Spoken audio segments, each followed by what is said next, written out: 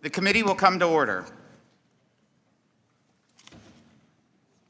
Following Hamas's horrific October 7th terrorist attack on Israel, anti-Semitism raged across the world, including on America's college campuses.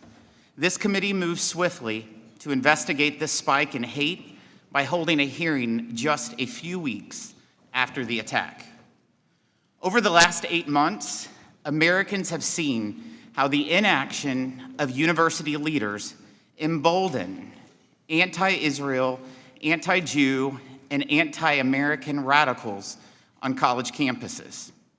That inaction resulted in encampments springing up at many of America's so-called elite universities and brought education at those institutions to a grinding halt. Students, faculty, and outside agitators stormed campus buildings and blocked entrances. Classes were disrupted or moved online. Long-awaited graduation ceremonies were canceled. Following this committee's hearing in November, we launched an investigation into several universities regarding their handling of violence and harassment of Jewish students on their campuses. The universities under investigation all failed to root out anti-Semitism and protect Jewish students on their campuses. The committee continues to receive evidence and first-hand accounts that schools are ignoring the concerns of Jewish students, failing to enforce campus policies, and refusing to discipline students found to have violated university rules and codes of conduct. Just a few examples of such failures include the failure of MIT to discipline students who violated campus policies simply because they were not Americans and were here on student visas. The failure of Harvard to listen to the recommendations of its anti-Semitism advisory group, even though the committee identified ways Jewish students were being harassed. The failure of Cornell to enforce real discipline on campus agitators who violated campus policies by repeatedly disrupting basic educational functions, including class and exams. The failure of Penn to take meaningful disciplinary action against students and faculty who violated campus policies, including one student who stole an Israeli flag from a campus apartment and the Faculty for Justice in Palestine blocking the entrance to campus. The committee's investigation has identified 3 key areas of concern. First is the fact that weak university leadership has repeatedly failed to protect students and focus on its actual mission of educating students. Second is the role that radical faculty are playing in fueling and in some cases taking part in violations of campus policy and law, on top of teaching concepts that fuel anti-Semitism and hatred. Lastly, there's the role that international students are playing in anti-Semitic and dangerous protest on college campuses across the country. Our investigation continues, but based on the evidence already gathered, we can easily see that many universities are failing their students by turning a blind eye to anti-Semitism. Instead, they are caving to the demands of loud, hateful, and destructive detractors, often to the detriment of student safety, coursework, class time, and academic success on campus. That is no way to fulfill an educational mission. I'm glad that Speaker Johnson called for a collective House investigation to bolster this committee's effort that started in November. House Republicans will continue to press universities to fulfill their tax-exempt purpose by changing course to regain control of campuses. To the universities listening, If you think we will lose focus, interest, or forget about this, you couldn't be more wrong. We will continue to use the tools of the Ways and Means Committee to protect Americans on college campuses from danger until university administrators grow a spine and start doing their job. I want to thank each of our witnesses for being here, and I look forward to learning more about what is occurring on college campuses today and how the situation has evolved since the hearing in November. I'm pleased to recognize Ranking Member Nill for his opening statement. Thank you. I want to thank our witnesses for being here this morning, and especially a warm welcome to our former colleague and my friend, former Congressman Ted Deutsch. And congratulations to Talia for her graduation as well. At the outset, I think it's fair to say that we all condemn anti-Semitism. Since our last hearing, we are saddened that the hateful actions and rhetoric that has too often targeted Jewish students has continued. These incidents have disrupted campuses, leaving too many questioning safety. Universities certainly have a responsibility to cultivate safe and supportive learning environments. And today, we're going to hear what has happened in the spring and consider recommendations to combat anti-Semitism on campuses this fall. Some of today's witnesses may blame campus anti-Semitism on DEI programs. I do not agree. Celebrating and learning from our differences is how we become a more inclusive nation while combating some of the biggest threats. The idea here should remain part of the universal form called unity without uniformity. The Biden administration has been hard at work to help our campuses, announcing multiple actions to address reported anti-Semitic incidents at our schools and our college campuses, including the role of DHS and DOJ as they engage with state, local, and campus law enforcement. The administration has also updated the Department of Education Office of Civil Rights Discrimination Complaints to process and specify that there are certain forms of anti-Semitism and Islamophobia that are prohibited under Title VI of the 1964 Civil Rights Act. Our universities, I anticipate, will take the summer to prepare for what comes next. Americans are counting on the continuation of free thought and at the same time the safety of students on our college campuses. We need to meet the moment with great care, thoughtfulness, and vigilance. Fighting anti-Semitism, and indeed all hate, should remain our priority. Not to miss the point that there was ugly strains of religious bigotry throughout American history, including the role that the Know-Nothings played in opposition to immigration more than a century ago. Denouncing bigotry in all forms is an American value, and that's one that we must carry forward from here today. Let me yield the balance of my time to a gentleman who's exhibited, I think, great sound temperament and advice to the committee, the gentleman from Illinois, Mr. Schneider.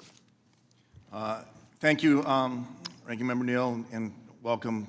I'll take the privilege to also welcome my dear friend, former colleague Ted Deutsch, and make note of the piece of tape on your lapel that says 251 days since the hostages were captured.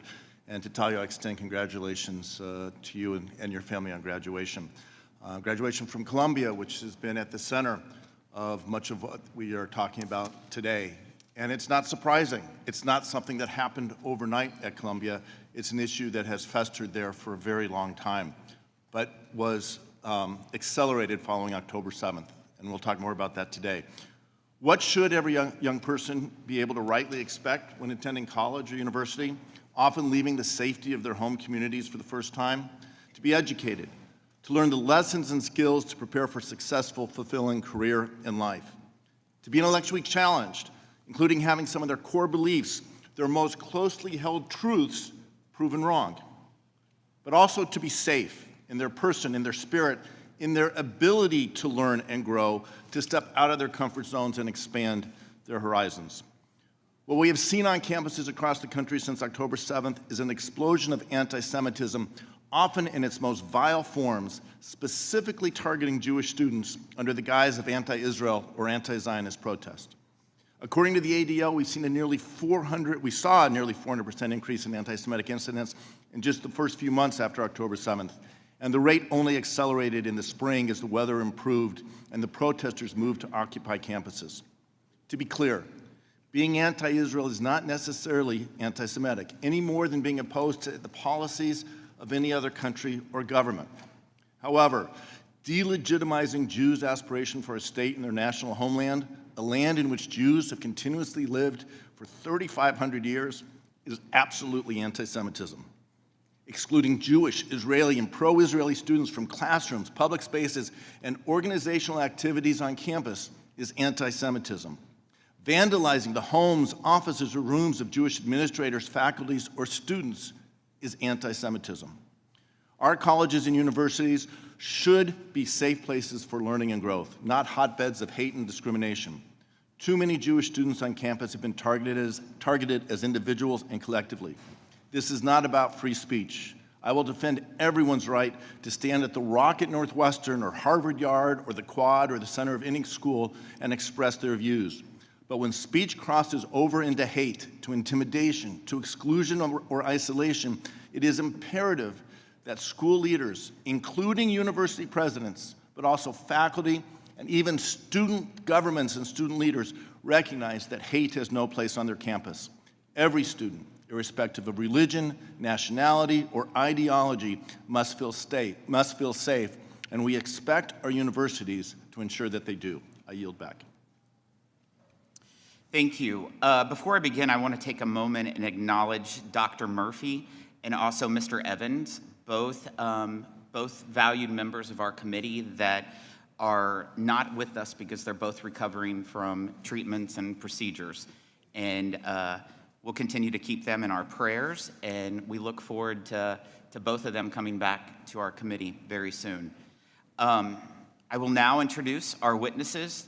One of the witnesses from our November hearing, Ms. Talia Dror, is back today to update us on how the environment on her college campus, Cornell University, has worsened.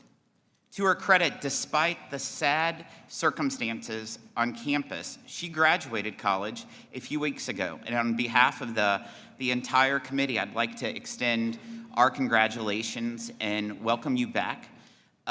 We have Professor Shai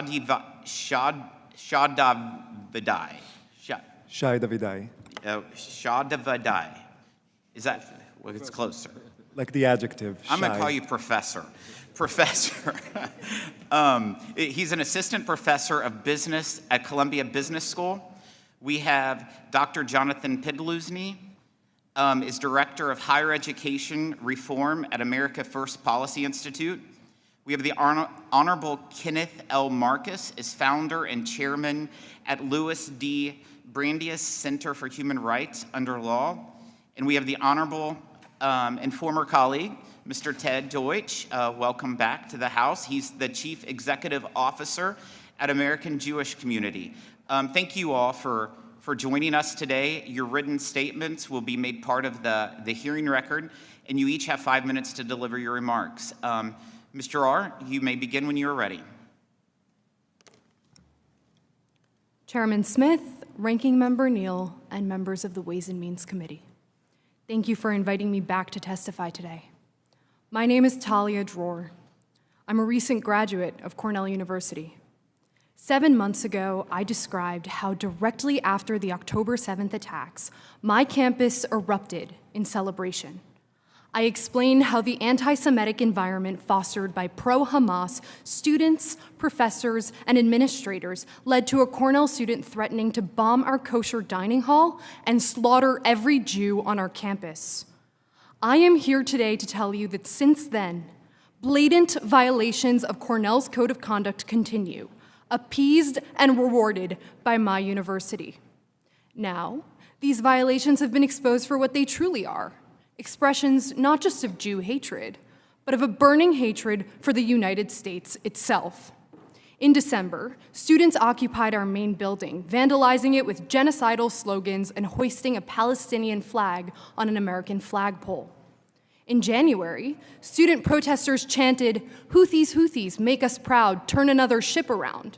The Houthis are a US-designated terrorist organization whose slogan reads, quote, "God is great, death to America, death to Israel, curse on the Jews, victory to Islam." Throughout the month of February, protesters held weekly die-ins. I was in the library during the first die-in. I watched as hundreds of masked students lay on the floor and began chanting anti-Semitic slogans.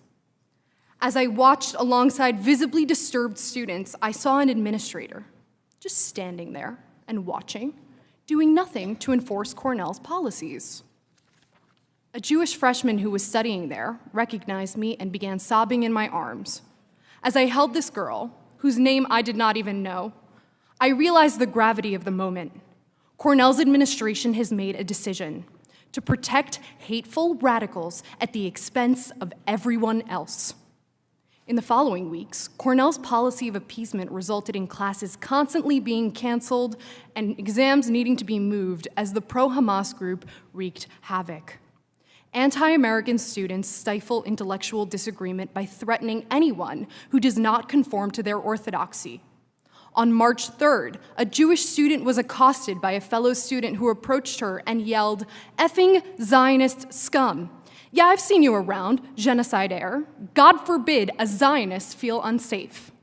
The university's investigation has been open for over 3 months now with no resolution in sight. On March 29th, a member of Cornell's student government refused to allow pro-Hamas students to break election rules. That night, a student told him that he better watch his back and that he would regret ever joining the student assembly. This should come as no surprise, as the administration not only allows these incidents to occur, it promotes the anti-Semitic ideology fueling them. As part of their education series on anti-Semitism and Islamophobia, the university sponsored a lecture by Sahar Aziz, who's currently being investigated by both the US House and Senate for espousing vile anti-Semitic propaganda. Cornell has also platformed a vocal pro-Hamas student who referred to Jewish students as, quote, bloodthirsty Zionists only satiated by the blood of Palestinians, and claims that he does not take his cue from the Cornell Student Assembly, but rather from the armed resistance in Palestine, referring to Hamas. Next year, this student will be teaching an introductory course for incoming freshmen. On April 25th, Cornell students formed an encampment, blatantly violating the code of conduct. Encampers chanted phrases like "there is only one solution, Intifada revolution," a call to kill Jews worldwide. 3 weeks later, when the encampment was dismantled, the university issued a statement expressing gratitude that the students terrorizing campus somehow restrained themselves from physically carrying out their violent sentiments. All the administration had to do was enforce its existing rules. Instead, it chose to negotiate with the protesters, grant them immunity, and thank them for their self-restraint. The message was very clear. Rules are meaningless, and lawlessness is rewarded. Let me be very clear. The hostile environment I have just described to you pervades campuses all across the country, from Harvard to UC Santa Barbara, from UCLA to Yale. American universities have allowed themselves to be controlled by vicious chants, rule-breaking, and anarchy. If they wish to continue benefiting from government funding, they must start upholding American values rather than bowing to those who wish to see this country burn. My tuition has subsidized the indoctrination of a generation that hates our country. It would be a disgrace for even one more taxpayer dollar to do the same. Thank you for the opportunity to testify. Thank you. Professor Davidai, you are now recognized. My name is Shai Davidai. I'm an assistant professor at Columbia Business School. Since October 7th, when Hamas raped, tortured, slaughtered, and kidnapped more than 1,400 of my people, Columbia's campus has been a hostile environment for Jews and Israelis like me. Over the past months, Jewish students have locked themselves in dorms to avoid being assaulted. They have been spat on, attacked, bullied, vilified, chased, and told to keep effing running. This is not an exaggeration. This is the reality of what it's like being Jewish and Israeli at Columbia since October 7th. For more than 8 months, Columbia University has refused to deal with the student organizations whose leaders and members have, among other things, publicly supported Hamas, the PFLP, and the Islamic Jihad, illegally occupied public spaces on campus from which they denied entry to Jewish and Israeli students, violently took over a university building and held an employee hostage against his will, chanted in support of the Houthis, a terrorist organization whose flag calls for death to Israel, death to America, and a curse upon the Jews, called for the extermination of Israel, called for Zionists to be killed, called for rockets to be shot at Tel Aviv, supported the Islamic Republic of Iran in its attack on Israeli civilian targets, harassed a rabbi who was escorting Jewish students to safety, hosted the wife of a man convicted of providing material support to Hamas, amplified calls by Hamas for violence in Jerusalem, set up memorials for convicted terrorists on campus, called on the military wing of Hamas to attack Jewish American students, and invited speakers with known ties to terrorist organizations to an event in support of terrorism. Everything I've just noted is well documented and known to the university leaders, yet there are two Columbias, a Columbia in theory and a Columbia in practice. In theory, Columbia suspended two organizations and a handful of their leaders for their pro-terror activity. In practice, these suspensions were never enforced and they continue to organize on campus without interruptions. In theory, Columbia has stated that pro-terror campus protests are unauthorized. In practice, the university has never dispersed even a single protest. In theory, Columbia cares about the safety of its Jewish and Israeli students. In practice, it doesn't. Minu Shafiq, Jerry Rosberg, Cass Holloway, and Felice Rozan have all personally allowed these organizations to terrorize Jewish and Israeli students with complete impunity. They must be held accountable. Yet these individuals are just the tip of the iceberg. We must hold accountable the entire administration and the Board of Trustees. We must hold accountable the faculty who openly support and celebrate terrorism. Professor Joseph Massad, who expressed his jubilation and awe at the massacre, rape, torture, and kidnapping of Israeli civilians. Professor Muhammad Abdu, who openly supports terrorism, stating that he is with the resistance, be it Hamas, Hezbollah, and the Islamic Jihad.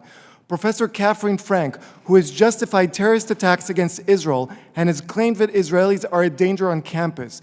Professor Rashid Khalidi, who was reportedly the spokesperson for the PLO when it was still an active terrorist organization and who has legitimized Hamas and Islamic Jihad as resistance fighters. Professor Mahmoud Mamdani, who has called for the dismantling of the Jewish state, and Professors Asim Ansari and Kamal Jadidi of Columbia Business School, who, along with many other professors, signed a letter minimizing the massacre, rape, and kidnapping of civilians as merely a military response. These professors receive millions of dollars in federal funding for their research and teaching. These professors teach the next generation of American doctors, lawyers, teachers, leaders, and social workers. These are the professors with whom American parents entrust their kids' safety. This is why I'm here. I'm here to speak up for every decent American who believes that anti-Semitism and support for terrorism have no place on campus. I am here to speak up for every person, Jewish or non-Jewish, who believes that rape is never, never, never okay.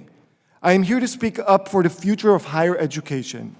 Yes, I paid a personal price for speaking up, but I would rather pay the price for speaking up than the price for staying silent. Let me be clear, this is not about politics. The terrorists who kidnapped Keith Siegel, an American from North Carolina, did not stop to ask him who he voted for in the previous elections. The professors who called the kidnapping of Omer Nutra, an American from Long Island, a military response, do not care about his geopolitics. The students who desecrate pictures of Hersh Goldberg Polin, an American who had his arm blown off before being kidnapped into Gaza, do not care about his views on the Israeli-Palestinian conflict. This is not about politics. This is about hate. Hate for Israel, hate for the Jewish people's right for self-determination, and hate for America and all that it stands for. Like the US Congress, I and many others have been asleep at the wheel for too long. It is time to take action. It is time to wake up. Thank you very much. Thank you. Dr. Pidluzny, you are now recognized. Chairman Smith, Ranking Member Neal, and members of the committee, thank you for the opportunity to testify today. It's a real privilege. I direct the Higher Education Reform Initiative at the America First Policy Institute. Prior to joining AFPI, I was Vice President of Academic Affairs at the American Council of Trustees and Alumni. I began my career on a public university campus and spent 10 great years teaching political science in Kentucky. What's happened on U.S. campuses since the Hamas massacre should shake us to the core. It's not just that the hatred is deep in the places where we train tomorrow's leaders. University administrators have reacted to violent displays of anti-Semitism with indifference to their Jewish students' well-being. Perhaps most surprising of all, the worst of the violence and harassment has occurred at the country's wealthiest and its most prestigious institutions. This matters for many reasons, not least because our elite universities shape the broader public culture. What happens on campus today will radiate through American society, reshaping attitudes for years to come. With my time today, I'd like to explore some of the reasons I think the hatred is most pronounced at elite universities. There are three main drivers of campus anti-Semitism in my view: anti-Zionist faculty, radical students and the pro-Hamas student groups they lead, and the diversity, equity, and inclusion programs that now suffuse higher education. I'd like to focus on DEI because it's the atmospheric cause, the ideas in the air that dispose young people to find anti-Semitic faculty and students so compelling. DEI is not about ensuring that underprepared students have the support they need to succeed in educational programs that promise a high return on investment. Universities should actually be doing more of that. DEI's real priorities are drawn from critical race theory. The goal is to use the university to re-engineer American society away from its aspirational ideals, equality before the law, equal treatment according to individual merit. Instead, DEI pushes relentlessly for equity, equal outcomes, and to dismantle, quote, systemic oppression by making race and identity central to everything we do and everything we think. As such, DEI teaches that the world is made up of oppressors and the oppressed, victims and those with privilege. This divisive ideology primes students to make snap judgments about each other based on skin color and identity group stereotypes. Jews are coded as the oppressors by virtue of their political and economic success.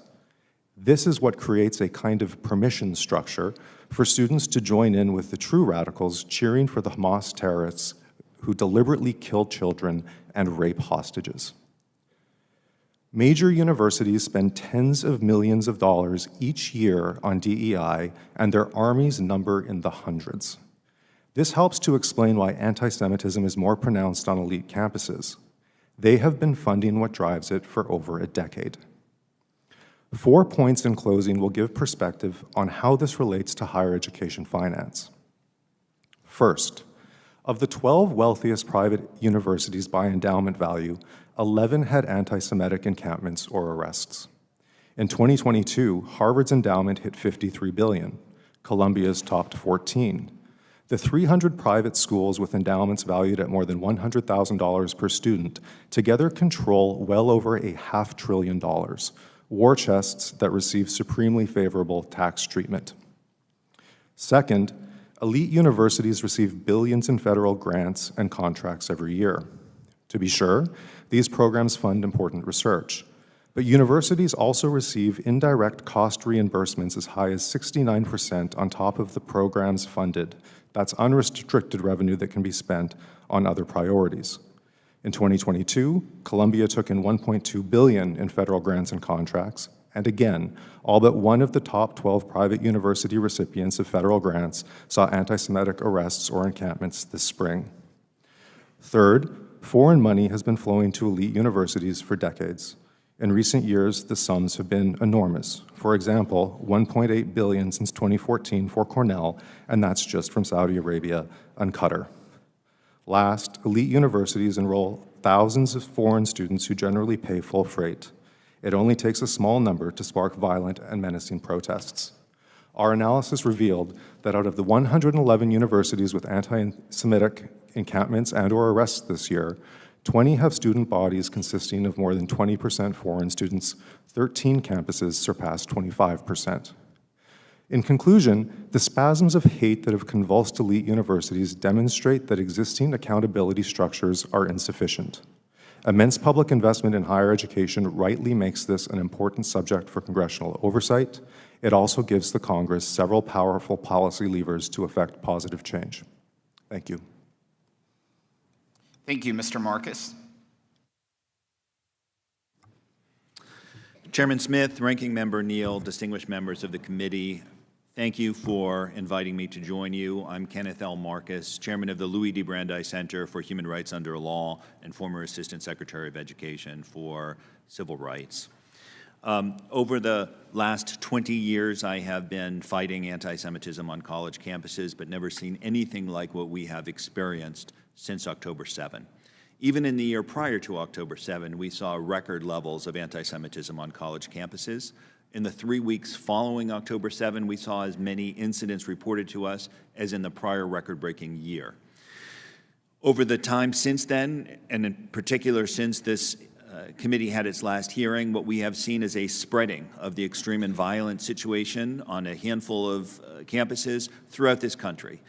While there are elite institutions such as Harvard and Berkeley that have been in the news, the fact is that we are seeing problems even at institutions that had previously seen none of them. We are seeing a kind of perfect storm of student violent extremism, professorial politicization, undisclosed foreign funding, and often feckless and weak administration. This is happening all over the country to the extent that I would say it is a crisis that needs to be dealt with. Most of these institutions are tax exempt and need to be held accountable if they do not meet the requirements of their tax exempt status. That's true of the universities and also of some of the organizations that have been fomenting hatred. My former agency, the U.S. Department of Education's Office for Civil Rights, has a central role in addressing this campus anti-Semitism. During this administration, they have done some things right. The national strategy from the White House raised awareness of the issue. There has been transparency and also, I would say, a number of cases opened, some of them in a timely manner. At the same time, we've seen no significant policy advances. We've seen extremely slow enforcement of campus anti-Semitism cases. We've seen tools available to the agency that are not being used, such as the possibility of proactive compliance reviews, proactive agency-directed investigations, the possibility of joint investigations by OCR and the Department of Justice, which has been used in prior administrations and could be used here. Lots of different tools that are available that aren't being used, and we'd like to see that changed. Beyond that, we have seen good cases being dismissed in ways that appear to deviate from the law. For example, cases that are being dismissed under Rule 110H of the OCR manual, which allows dismissal in some class actions, but which has been used for dismissals in some non-class action cases. In other words, we are not seeing the sort of enforcement that we would like to see. In fairness, the Education Department doesn't have all of the tools that it could use. While it does have the ability to deny all federal funds to an institution, that is a remedy that is not necessarily sufficient because it is used so rarely, if ever at all. It would certainly be helpful if additional remedies were available to address recalcitrant institutions that permitted hostile environments. This House of Representatives did good work when it passed the Anti-Semitism Awareness Act. The fact is that one of the greatest problems for universities and also for the federal government is an inability to determine when incidents can be considered anti-Semitism and when they aren't. The Anti-Semitism Awareness Act, if enacted into law, would be a big step.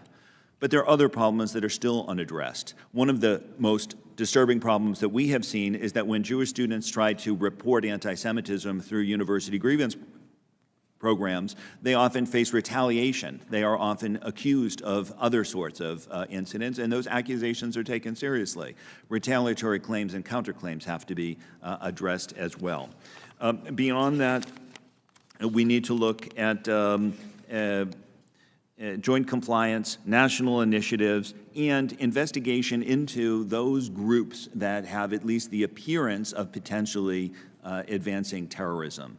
Any university that has a student organization that has indicated a potential support for terrorism should be investigating it, and to the extent that isn't happening, it should be done by the United States federal government.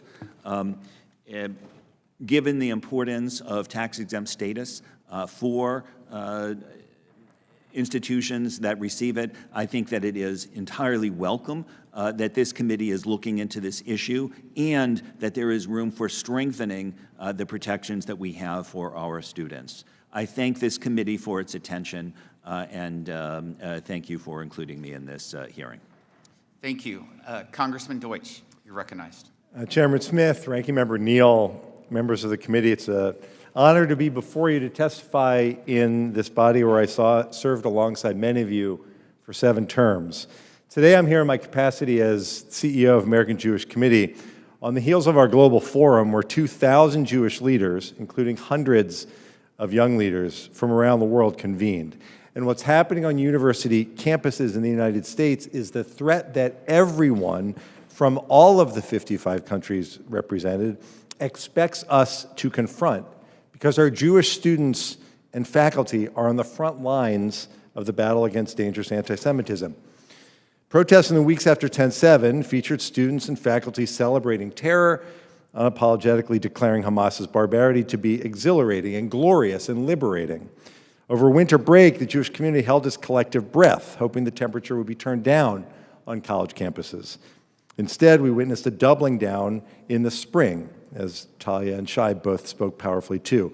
Radical anti-Israel protesters commandeered campus quads, occupied university buildings, fomenting vile anti-Semitic messaging, and creating an atmosphere of harassment, intimidation, and fear for Jewish students, faculty, and staff, and disrupting normal campus activities for all campus citizens, Jewish and non-Jewish alike. Students have been forced to walk a gauntlet on college campuses, finding alternative pathways to classes, dining halls, libraries, just to stay safe. They have watched as campus events featuring Israeli speakers were canceled or moved to secret, out-of-the-way hiding spots. And they've had classes moved online because it was no longer safe for them to be on campus. And the response of many university presidents and chancellors to these events has been woefully inadequate and completely lacking in leadership. Jewish life on campus became narrowed, relegated to dark corners, while lawless protesters took center stage and were allowed to remain there, despite pushing past every margin of acceptable conduct. In some cases, these radical individuals were granted a seat at the table with university boards as a reward for their blatant disregard of the rules. It should not come as a surprise that this school year shook to the core the Jewish community's trust in institutions of higher learning. University leaders must use these summer months to confront this problem that risks permanently staining the reputations of our country's top academic institutions. And they must disabuse themselves of the notion that everything will return to normal in the coming year. Accepting anti-Semitism as normal is what helped get us to this place. And the news from just the past few days confirms that the threats to the Jewish community are increasing, and we know that colleges are not immune. Last weekend, down the other end of Pennsylvania Avenue near the White House, protesters held signs, screamed and defaced statues with "Stand with Hamas," "Kill another Zionist now," calls for jihad, and "Death to America." On Monday in New York, a mob celebrated the Hamas murder of over 360 people at the Nova Music Festival. On Tuesday, a mass group boarded a New York subway car and shouted, "Raise your hands if you're a Zionist." Masked people on a subway asking, "Raise your hand if you're a Zionist. This is your chance to get out." And also this week, homes of Jewish employees and leadership of the Brooklyn Museum were vandalized with signs saying "white supremacist, Zionist." Every member of this committee should be sickened by this. Every member of this committee should say so publicly. This anti-Semitic and anti-American incitement to violence can no longer be tolerated. It must be stopped before it leads to real violence. Is it any wonder that AJC's most recent state of anti-Semitism in America shows that 78% of American Jews feel less safe since the attacks of 10/7? In our work with administrators and included in our toolkit for university leadership, AJC emphasizes initiatives to address anti-Semitism head-on so that it doesn't become permanent, which it will unless we assertively counter it with strong, coordinated, and multi-pronged approach.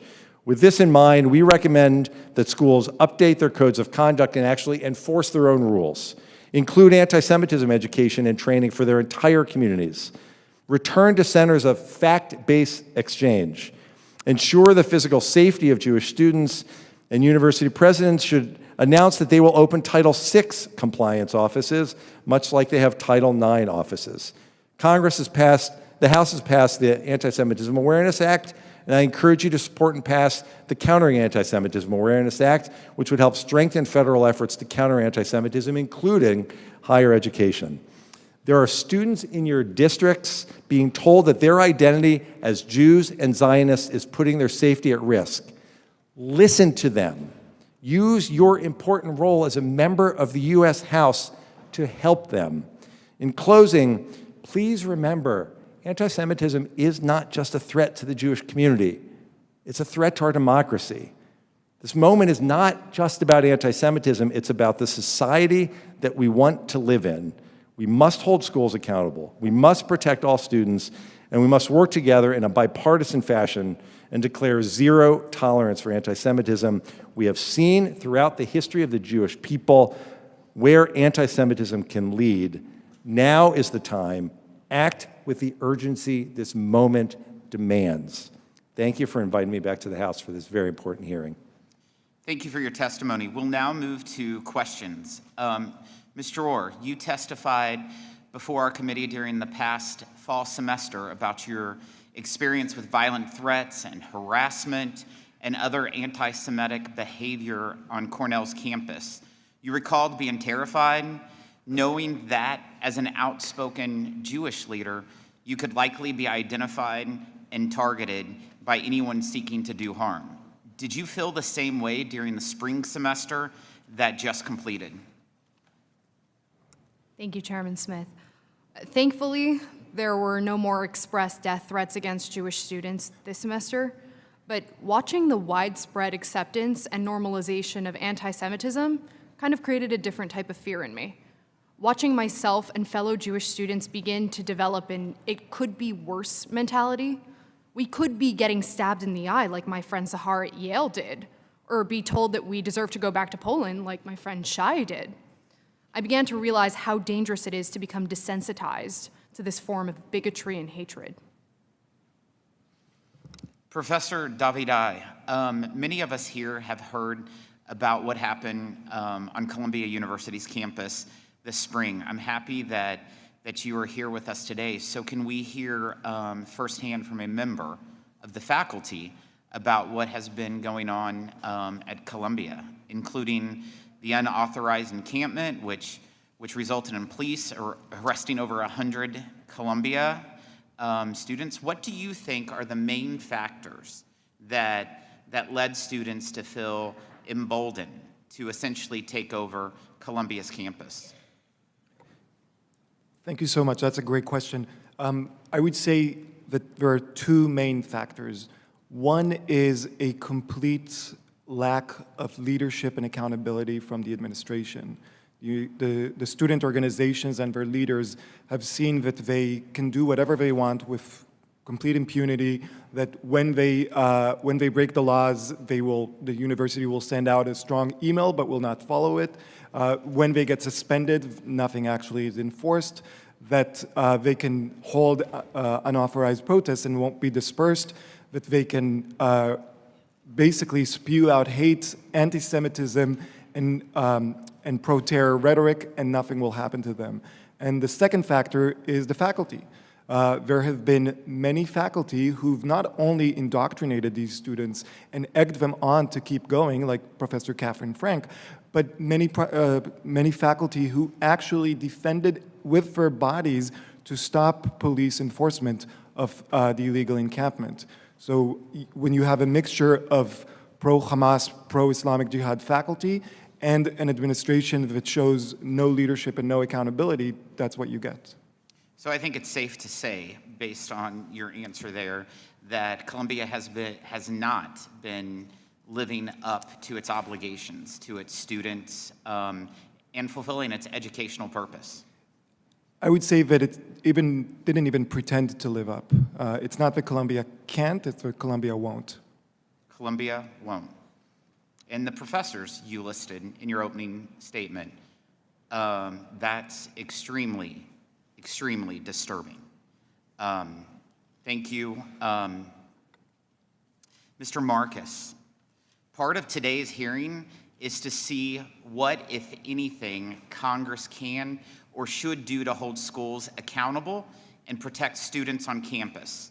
For this committee, that includes considering whether colleges and universities are complying with Section 501 of the Internal Revenue Code and fulfilling their tax-exempt purpose.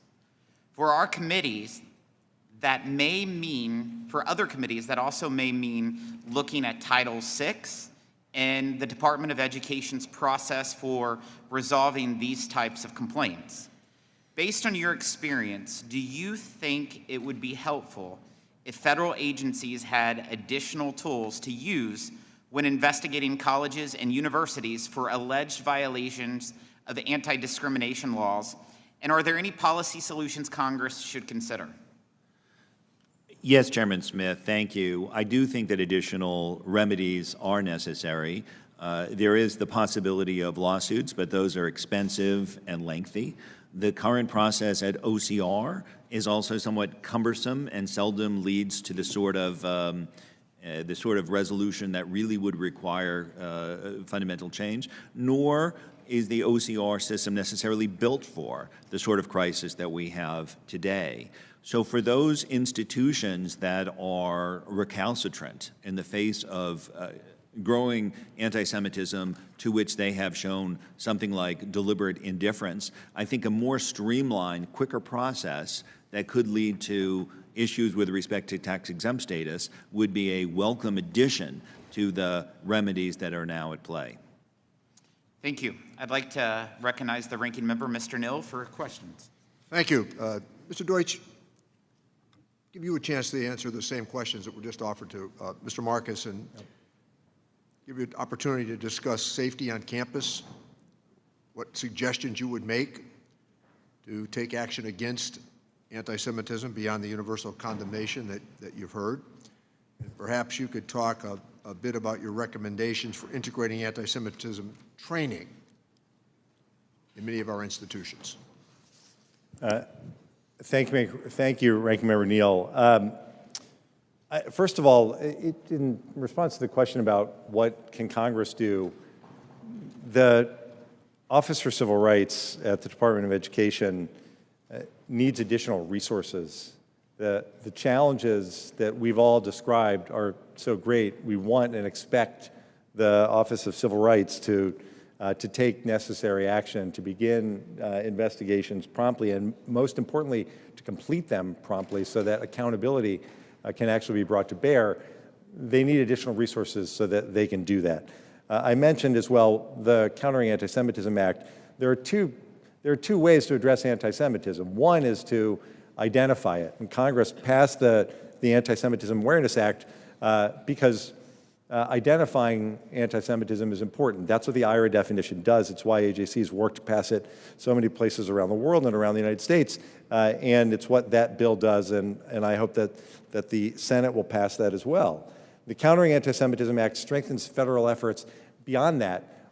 Once we've identified anti-Semitism, we should have greater resources. There should be someone in the White House going forward in every administration that's focused on this issue. Same at the Department of Education. That's what that bill, H.R. 7921, does, and I encourage members to look at it, to co-sponsor it, and ultimately, I hope the Speaker will bring it up so that it can pass. In terms of safety on campus, there are different steps that the universities can take, but first and foremost, and I think we all agree, and we've heard different versions of this, the campus administration has to enforce its own rules. The code of conduct on its campus has to be updated. Some of the student codes of conduct were written so long ago, they don't even acknowledge the existence of social media. They don't acknowledge the current world that we live in. They should be revised for the benefit of not just Jewish students, but for the community as a whole. And then they need to be enforced. There need to be repercussions when those rules are violated, and that stands in stark contrast to what we've seen on some campuses where the violation of those rules has actually been rewarded. That's an important step. And universities need, beyond that, they need to be very clear in ensuring, and this is, I'm sure, a conversation that will take place over the course of this day, there needs to be viewpoint diversity on campus. When you allow one group to completely silence another, the harassment and intimidation of Jewish students, of Israeli students, is meant to silence them. And universities have a role to play in ensuring that if they intend the university to live up to its ideals as a place where a free exchange of ideas can actually take place, then you have to actually hear all voices. And you can't allow one group to silence the voices that they disagree with, and in this case, that they violently disagree with. That's an important step that has to be taken, and there's a responsibility, I'll just finish, Ranking Member Neal, with the faculty as well. There are the challenges that exist with the faculty, the way that faculty on some campuses conduct themselves in ways even in violation of the guidelines on academic freedom that the American Academy of University Professors sets out, winds up doing damage again to the ultimate goals of the university, which is to be a place where there can be a free exchange of ideas. That has to be tackled seriously, and this has to be done over not just the coming semester, but this is something that universities need to focus on over the coming years, and it starts with university presidents who set the right tone, who speak with moral clarity, who understand that what's happening at this moment when there are protesters supporting terrorist groups runs contrary to everything about that university campus. Thank you. I now recognize Mr. Smith.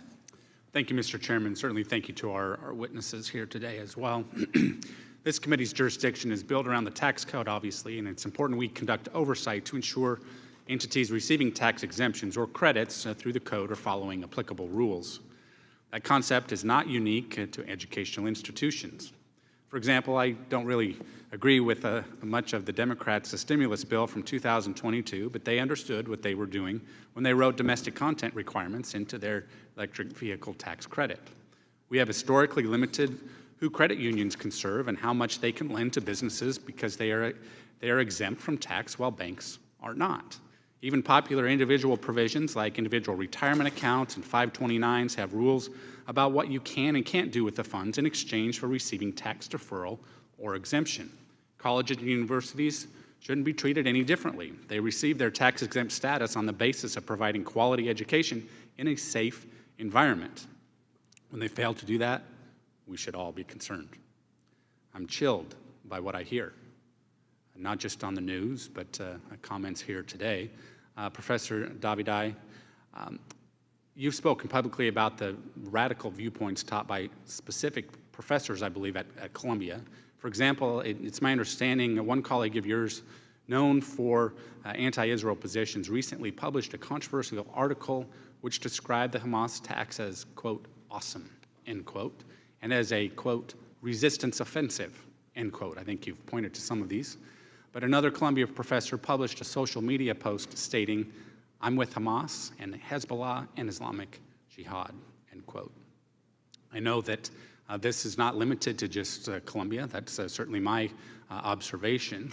But it's bad enough when students might intimidate other students and the administration would take a dismissive posture.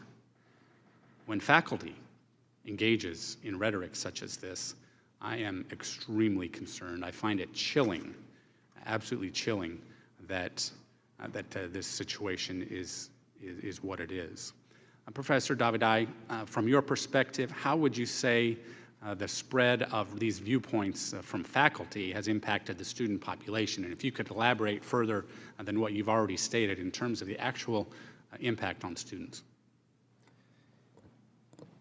Thank you so much for this question. So first of all, we have to note that there has been a systematic purging of certain viewpoints from Columbia University and other universities. It used to be the case that students who were interested in engaging in critical thinking could go and listen to the professor you mentioned, Joseph Massad, hear his viewpoints, which I completely disagree with, and then go and sit on a different class with a professor with opposing viewpoints who actually believes that Jews do have a right to exist, and the students will have some balanced point of view. The problem is that throughout 2, 3, or 4 decades, there has been a purge of professors who disagree with people like Professor Massad, Hamid Dabishi, and the sorts. And now students are just not educated, they're indoctrinated. When you are only allowed to listen to one point of view, then you end up either agreeing with that point of view because you didn't get any opposing views, or you drop out of the class. There have been experiences of students that feel like they have to write papers that oppose their own values just to get a passing grade. So I believe that's a huge problem for education. Right, thank you. Ms. Dror, I want to talk briefly about the 501c3 part of our tax code and that exempt purpose. We could talk probably a long time in addition to the discussion here in terms of tax exempt status and what does that do for students. It certainly doesn't seem to lower the tuition much, but especially when students would feel harassed in the environment where these institutions have massive and generous tax breaks that they take advantage of. What would you say is the impact of students themselves? Universities are using their federally allocated funds to fund hateful student groups like Students for Justice in Palestine and its fellow organizations that essentially organize and spew hatred. So universities are now using federal funds that they get through, if I'm not mistaken. Federal funds would be even different than the tax-exempt status that is enjoyed by these institutions. So, but it's resources nonetheless. They're using their very exorbitant amount of power and wealth to fund anti-American students promoting hatred and anti-Americanism. Okay. Thank you. I yield back. Mr. Doggett. Thank you, Mr. Chairman. So many of the chants and taunts since October 7th have fueled anti-Semitism, and the incidents that you described today are truly outrageous. I've joined one resolution after another, one letter after another to condemn and respond, including the important and very appropriate recommendations of the Anti-Defamation League, such as the Never Again Education Act and the Department of Education's Open Center to Combat Anti-Semitism. At the same time, I took this position not after October 7th, but throughout my life, and particularly on August 12, 2017, condemning those white nationalists that marched through Charlottesville with their torches yelling, "Jews will not replace us." Unlike President Trump, I did not find good people on both sides. Rather, I saw dangerous racists and anti-Semites on one side. Yet Trump could not bring himself to treat neo-Nazis and the KKK any differently than Vladimir Putin, never a genuine word of criticism. Even today, our colleagues had to push back this very hearing in order to meet with the former president, who very recently said that Jews, like our former colleague Ted Deutsch, who don't vote for him, quote, hate their religion and hate Israel. I think we need a broad concept of what anti-Semitism is and that it applies there also. I also reject the opposition and the attacks that have occurred on and off campuses to the very concept of a democratic Jewish state, which I support. There were no Palestinian martyrs on October 7th, only murderers and rapists. Our hope, though, of saving the lives of innocent Palestinian women and children is diminished by every protest that can be discredited as anti-Semitic and every action that drives our neighbors away instead of causing more of them to recognize the true nature of the catastrophe that is ongoing today that results from Netanyahu's indiscriminate bombing and unwillingness to facilitate essential humanitarian aid to the Gazan people. In confronting rising anti-Semitism, we need equal concern about rising Islamophobia and hateful acts against Muslims, blaming the innocent for what they did not cause. I believe in policies and practices that protect all individuals, Jewish and Muslim, from hate and discrimination. This includes robust reporting mechanisms for anti-Semitic and Islamophobic incidents, comprehensive anti-bias training, as you've urged today, and a zero tolerance on hate speech and discrimination. Anti-Semitism should not be weaponized as a way to attack those of us who disagree with the policies of Israel's ultra-right government, and specifically with the self-serving actions of Netanyahu and his partner Ben Gvir. Such misapplication only demeans the term anti-Semitic. And today, one of our Republican witnesses is here to take the misuse of anti-Semitism a step further by arguing that, quote, a main contributor to the new left anti-Semitism is atmospheric, the radical diversity, equity, and inclusion DEI ideology. Such claims not only misconstrue diversity, equity, and inclusion, but also basically pit one minority group against another. DEI responds to decades of systematic exclusion of people of color from higher education in states like mine in Texas. It seeks to create a culture of respect and understanding for all. Both communities of color and Jewish Americans are all too familiar with the very real prejudice that they've endured. Shared mistreatment has often united them to stand up together against injustice. With the University of Texas at Austin yielding to legislative pressure to shutter the Multicultural Engagement Center, we lost a home away from home, as many students describe it. It is a center where, as Congressman Deutsch has suggested, there ought to be a place to educate about Jewish history and anti-Semitism. I don't say that every DEI program across the country has been without fault, but we should be finding common ground there. And it is a mystery to me why the Republican leadership here continues to refuse to permit a vote on Congressman Kathy Manning's H.R. 7921, Countering Anti-Semitism Act, to establish a national coordinator to oversee an interagency task force to counter anti-Semitism. It should have been approved long ago. We live in a time here in America and in the Middle East where neither side can appreciate the well-justified pain of the other. Together, we've got to seek to overcome the fear and the pain to promote more understanding and capitalize on the talents of all Americans. I yield back. Thank you, Mr. Kelly. You're recognized for 5 minutes. Thank you, Chairman, and thank you all for being here today. It's amazing that we think we can have a meeting of the Ways and Means Committee to come together to try to figure out what the heck is wrong with what's going on in the world today. The seeds of hate are sown long before the freshman year. They're sown at home by mothers and fathers, grandmas and grandpas, aunts and uncles and families. When we don't teach our children early on that hate is wrong at any level and in any people at all, I am amazed that we think there's a political answer to a human problem. We can pass all the laws we can. That doesn't mean they can be enforced or that the people will even accept that that's a law that I have to follow. We're having a debate today, a political debate that goes far beyond politics.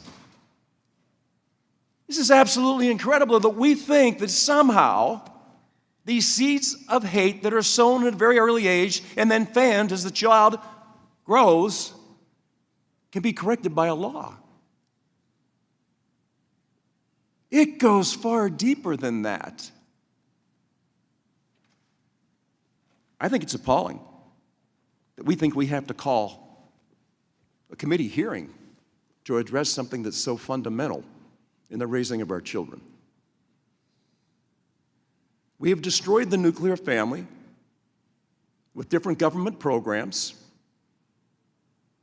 We've encouraged people to not try to get better, to try to get more understanding, to try to become a better person, and we've tried to substitute a government-funded existence that is the worst thing to do to any human being. Ted, it's good to see you again. I got to tell you, I just lost a really good friend of mine not too long ago. We used to drive to high school together, and he was Jewish, and the things that he had to go through were absolutely appalling to me. We sit here today and think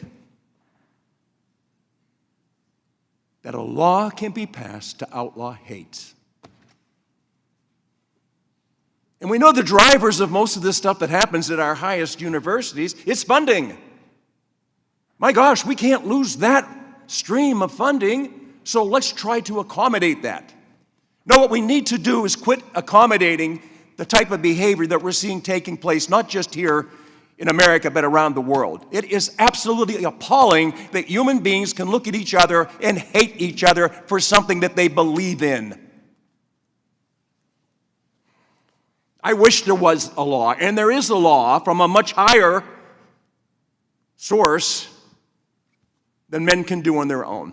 I have no questions of you other than to say, thank you for taking a time out of your life to come here again to talk to people who love to turn in everything into a political answer as opposed to common decency. If it doesn't start at home, you can't expect it to grow. And if it's not supported by mothers and fathers, aunts and uncles, grandmas and grandpas, and neighbors, why do we wonder that we see these things happen by people who are in the highest places of education and say, how can they be so filled with hate? And how can we sit back and think that somehow we're going to pass a law that changes that? The law we need to pass is you're a mom and dad. It's your responsibility. It is your responsibility. There's no law that can be enacted that can stop this from happening. Recognizing it is one thing. Accepting it is not an alternative. So thank you all for being here. I have no questions of you because we've talked before. We've talked before and things have only gotten worse. And somehow we think it's a fault of a previous administration or somebody who didn't do this or didn't do that. And we say, please, find a mirror and take the longest look you can at the reflection and say, what have I done as an individual to make sure that my children don't grow up hate-filled, but rather thankful for the country they live in and their opportunity to actually make a change or a difference in the world, a positive change. Well, thank you again so much for doing this. I am baffled by our continuance to have meeting after meeting, hearing after hearing, to think, who is it that's responsible for all this hate-filled part of our society? Find a mirror. Thank you. Thank you. I now recognize Mr. Thompson for 5 minutes. Thank you, Mr. Chairman, and thank you to all the witnesses for being here today. You know, in the months since October 7th, communities across our country and in my district have had to grapple with enhanced anti-Semitism. On campuses in my district, Jewish students have been harassed and threatened. There have been bloody handprints left on buildings. There's chants and signs of "from the river to the sea." Even Jewish high school students in my district have hate messages sent to them by fellow students. This is absolutely cruel, it's unacceptable, and it has to stop. I vehemently defend Americans' right to assemble, to free speech, and to protest, and I always will. But when Jewish students are being signaled out, targeted, harassed, made to feel unsafe, that's not peaceful protest. It's not peaceful assembly. Reasonable people can and do disagree about Israel and Palestine, but we should all agree that students should be able to study and to learn free of any harassment, let alone religious bigotry. Along with all my colleagues on this dais, I too believe anti-Semitism is appalling and has no place in our society. Congressman Deutsch, good to see you here today. You mentioned that there's things that universities need to do to improve the situation on campuses, and you spoke to that in response to Chairman Neal's questions. But could you talk about the physical security measures that may be needed to ensure a safe and peaceful place from which students can learn? Thank you, Mr. Thompson. And I don't want to take away from your time, but I just want to acknowledge that the question that Mr. Kelly asked about what can I do individually is a question that I think really all of us need to ask, and I appreciated that. Mr. Thompson, there's as we've seen this dramatic increase in threats to Jewish students on campus, threats of violence since 10/7, the university has a responsibility to meet the potential security needs. It's true in religious and cultural places on campus. It's true in gatherings on campus so that there is adequate security, that they don't have to shut down events in the middle, send people home because they're not equipped with adequate security. It's so that they don't have to cancel an event that was meant to be a public event only to shuffle the participants to an undisclosed location in a significantly smaller number because that's all they're able to help secure. And it means ensuring that the speakers who come through that have the security that they need so that you don't wind up losing the opportunity to hear from Israeli voices and hear from Jewish voices who are told don't come to our campus because it's just not safe for you. There have been now 150, Mr. Marcus confirmed this, more than 150 schools that have open Title VI investigations. The Title VI cases are important. I mentioned earlier, universities should have Title VI offices so that they're starting to focus on these issues, including physical security, in a way to address them directly. Thank you very much. I'd like to yield the remainder of my time to Mr. Snyder. Thank you very much. And Mr. Marcus, if I can turn to you a little bit, and it's a broad question, but I'll set up for later. The protests we're seeing on campus, the professors and scholars coming out to join or even lead changing curriculums in their campuses, is that something new, or is this something that we've seen on campuses for a long period of time?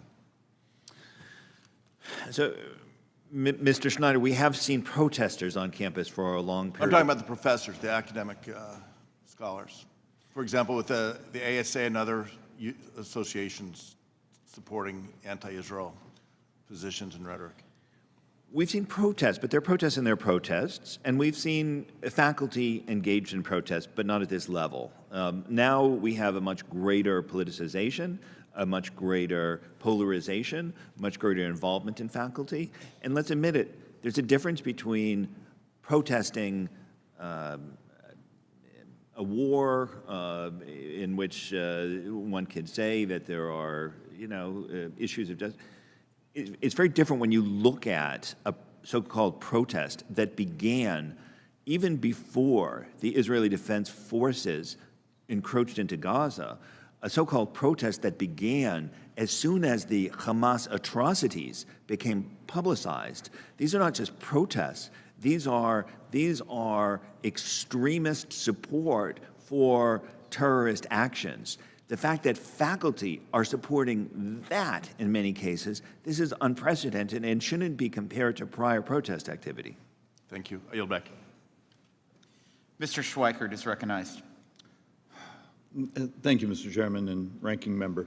Okay, we're going to try to go through a couple things here. First off, and Mr. Chairman, I fear, and I know our scope is tax money, universities, those things. But I am incredibly concerned that the almost evil crazy that I see coming in on my own personal phone, the fact of the matter, and Congressman Deutsch would be able to process this, you open up your phones on Monday morning and start having your staff go through your voicemails, and there's hundreds and hundreds of actually burn civil society down, just almost evil. And my fear is much of it is a bot. It's the use of technology. How much of the mind bending from the people who used to have the bumper sticker, it would say coexist, to now it's a bumper sticker of a Palestinian flag with a weapon attached to it. What has snapped here? And my fear, Mr. Chairman, as we do our little piece here on universities and how much of this is foreign influence money and other things falling through the process, are we capable as members of Congress having a societal discussion of the financiers and generation of hate that seem to be coming in from foreign entities, maybe even from some fairly sick entities in my own country? And it's burning down, the potential of burning down civil society across the world. Congressman Deutsch, you won't remember, but years ago, you and I had sort of a side conversation on some of this, and my fear, the use of technology to push anti-Semitism, and that it's a handful of people who bought bots and natural language, chat. How much do you believe of this evil is being pumped into our society and manipulating young people's brains and even other people's brains is being financed from outsiders? Well, we know, we know a couple of things clearly. We know that state actors are involved in this effort to help divide the people of the United States from one another. We've seen the same thing. This is the playbook that the Russians have used around the world and have done the same thing here. We know that the Iranians and other state actors are also involved. And this is one where I defer to the House and my former colleagues to continue to make sure that that is a focus. We also know, though, when it comes to funding, the questions that are being asked are important, and the effort, the Deterrent Act that seeks to impose penalties for non-compliance with disclosures, I think is important. At the same time, I think that I would just suggest, please. No, you're going, because you're going exactly where I want. Can you help young persons, older people, people who, that get their news from fringe, crazy things here, understand through that disclosure, you're being manipulated, you're being used, these people are trying to exploit you? Right. I think it's important to remember that while there is a serious effort to do that that's coming from the outside, what they're manipulating is the algorithms of the social media companies. I think we should start by expecting that the social media companies enforce their own rules about the kind of content on their platforms that put Jewish students in particular in recent months in harm's way. Mr. Chairman, the former congressman sort of went, I wish we as a body could have a more holistic discussion, because today it's anti-Semitism. It's burning down and moving back to a historic evil. And it will tear civil society apart. And look, I have pieces of legislation to try to provide more flexibility for the Religious Institution Security Act, because how many of my shuls actually now have to have armed guards there and things of that nature. I wish we would actually look at a number of these ways we can protect each other, and then we have to have a conversation again. What the hell happened when they're wonderful people, when my leftist neighbor pulled off the coexist bumper sticker and went the other direction? What snapped? I'm not smart enough to understand it, but I'm actually quite worried, not only for my Jewish community, but for my country. Yield back. Thank you. Mr. LaHood is recognized for questions. Thank you, Chairman Smith, for holding this hearing today. I want to thank the witnesses for your valuable testimony here today and your passion. Welcome back, Congressman Deutsch. Good to have you here. Since the atrocious terrorist attacks committed by Hamas on October 7th, we've seen a widespread anti-Semitic activity on our college campuses, as has been alluded to today. One estimate reporting a 321% increase from 2022. What's worse, we have seen a complete lack of leadership by university leaders and campus administrators at many institutions, leaving Jewish students, faculty, alumni, and community members without any actual protection or support. As we continue to see this anti-Semitism rage on college campuses, I think it's important to consider the U.S. Department of Education's role here as well. As many of you know, Title VI of the Higher Education Act prohibits discrimination based on national origin and shared ancestry. Among other things, and it's supposed to be enforced by the Department of Education's Office of Civil Rights, also known as OCR. Unfortunately, OCR too frequently settles these cases with schools through resolution agreements instead of making a final determination about whether Title VI violation actually occurred. As a result, it appears that many schools avoid scrutiny and accountability for their actions by implementing short-term remedial corrective actions as directed by the Department of Education. Mr. Marcus, appreciate your public service. As we look at this ability of the Department of Education and their Office of Civil Rights to enforce Title VI violations, I'm just curious, as we look at the last 8 months and what's gone on in these college campuses, I'm curious what you think, your opinion on whether the Biden administration has done a good job in enforcing Title VI and handling these complaints of anti-Semitism that we've seen across the country. Thank you, Congressman LaHood. I think that this administration has done some things well with respect to anti-Semitism, especially in outreach, public messaging, and transparency, but the investigations have been extremely slow. The policy formulations have been weak. There have been too few in the way of resolutions, and there have been dismissals that I think are hard to defend. So I would say it has been a mixed bag, and I would also say that you make a good point about the problem that some cases that should lead to a final disposition and perhaps punishments are resolved perhaps prematurely, but in ways that the statute may require, because by statute, OCR must seek a voluntary resolution, and in some cases, that does weaken their response. Can you give us any examples in the last 8 months where there's been a determination that's been done that will send a deterrent message to this type of behavior by universities?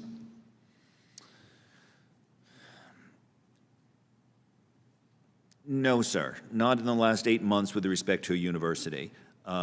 With respect to the Davidson School, which is K-12 in the last month, perhaps. With respect to the last maybe 16 months, the University of Vermont. So there have been a couple of cases that have sent useful signals, but not enough, not recently enough, and especially not recently with respect to higher education. Well, I would agree with that. Can you tell me if a proper civil judgment was put in place against a university or a college through the Title VI process, tell me what that would do in terms of sending a message from a financial standpoint and a deterrent message of the consequences for the lack of enforcement. So monetary judgments can sometimes be available under Title VI with a private lawsuit, but those are expensive, not available to everyone, and time-consuming.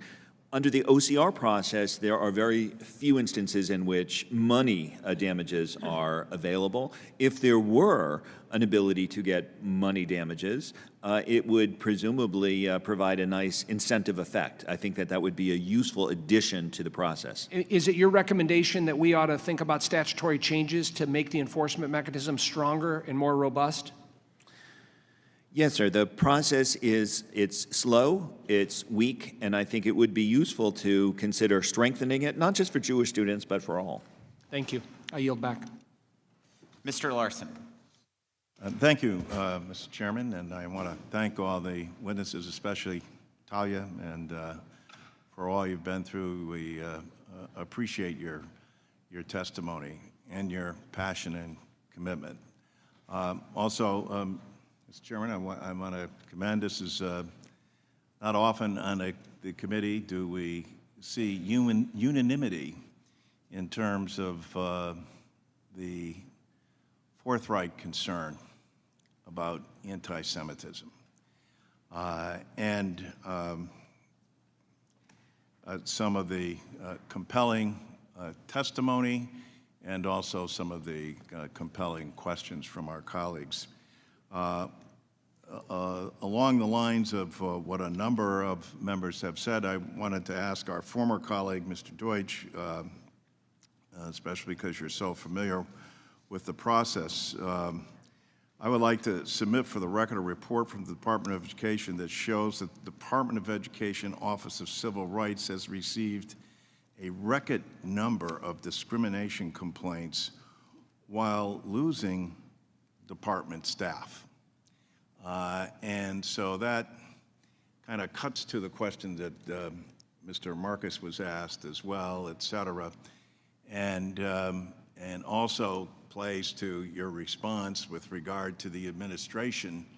If your budget is cut and you have record number of complaints and we're not receiving the resources and the Department of Education isn't able to meet these critical cases, what happens, especially when cases are put forward and they're left open for months? Mr. Deutsch, could you respond to that? Sure. First, just to follow up on Mr. Marcus's point, I think in your exchange with Mr. LaHood, I think it's really important for the department to be very clear about what the potential repercussions are for universities, so that everyone understands what the result of these cases could be, where these could lead. The fact that they're now, it's a step forward, that they're now disclosing the number of cases, I think it's really important to be clear about what the penalties are. And then at the same time, the good news is there are so many good news, bad news. Because of the situation we're in, there's a crisis. But they're stepping up to meet the crisis and launching these investigations. The problem is there aren't sufficient investigators. There aren't enough resources. I agree with Mr. Marcus that it's slow. The workload for each of the investigators almost guarantees that. They need additional funding so that you can bulk up the staff at this moment when these more investigators will mean a greater and a faster response. Thank you. I agree with Mr. Marcus as well with regard to that, and I also agree that there's no one on this committee on this issue that has as much passion as Mr. Schneider, and I will yield to him my remaining time. Thank you. Thank you very much. And I'm going to pick up where I left off. I asked Mr. Marcus about what he'd seen in the past. Professor Davidi, you've kind of been outspoken and you've experienced it. And first, let me apologize. I conflated Columbia with Cornell. I know, Talia, you graduated from Cornell, as did you, Professor Davidi, so, but you're at Columbia now. And we saw this almost with a flip of a switch on October 7th, the protests come out. Can you touch a little bit on what you saw on October 7th and 8th on Columbia as far as what the protests, including from professors, look like? Yeah, actually, I disagree with the premise. This was not a switch that changed. This is something that has been for decades. There's been a movie in 2004 called Columbia Unbecoming about the anti-Semitic professors, many who I have mentioned in my testimony. Columbia has known about this and done nothing about that. You asked about protests before. Well, in 2005, or starting in 2005, Professor George Saliba used to cancel classes so his students can attend anti-Israel protests. What we have seen is not a switch, it's just an increase in the vehemence. And it actually points to the question Mr. Schweikart asked of what snapped. Nothing snapped. If you look around, the vast majority of your colleagues, both Democrats and Republicans, are not here. They didn't see this as a top priority. So their constituents and the students around the country, they see that anti-Semitism, support for terrorism, is not a priority for the House. So why wouldn't they go and protest? Okay, thank you. I am going to challenge you, though. Yeah. We have oftentimes 2, 3 hearings all at the same time. There's Exactly. a budget hearing going on as we're talking now. That's why I said a priority. I didn't say they don't want to be here. They have other priorities. It's not a matter of priority. We come, we go, people will be here. You'll see them coming throughout this. This is a priority. That's why we have this hearing. It is a priority. That's why we have had legislation come to the floor. And we need to make sure it stays a priority. We elevate it. And as Mr. Larson said, this is something that on both sides of the aisle, in this committee, Republicans and Democrats are focused on. I respectfully disagree. I have to say, the priorities are, the top priority is where you show up, and this is not the top priority. It's a second, third, or fourth priority. Mr. Davidai, I completely agree with you. I believe members of this committee were asked to serve on this committee, and they should be present, and it's all about priorities. We're busy people, but this is the most important committee in Congress, and that is why people should be in their seats. Dr. Winstrom. Thank you, Mr. Chairman, and I want to give a heartfelt thank you to all the witnesses for being here today. You've been through a lot. And before I begin, I'd like to submit a statement for the record on behalf of my good friend, Dr. Murphy, who could not attend the hearing today due to a personal medical issue. Dr. Murphy's a former member of the Board of Trustees at Davidson College, so he has firsthand knowledge of the seismic shift we are seeing on college campuses today. And frankly, I find it disheartening and profoundly disappointing that we are all here once again, forced to reckon with this virulent anti-Semitism that has only grown worse since we last convened in November in the wake of the October 7 attacks. It's very disappointing. You know, what I see happening on our college campuses, to me, is anti-American, it's anti-Jewish, it's anti-freedom, and to me, these are nothing more. Some of these campuses have become nothing more than treasonous cells and terrorist cells. Mr. Rohr, you've been terrorized, and so have many others. I don't know what people are supposed to do for a college education for their kids today. You know, maybe we can go to homeschooling for college. I don't know where we're supposed to go.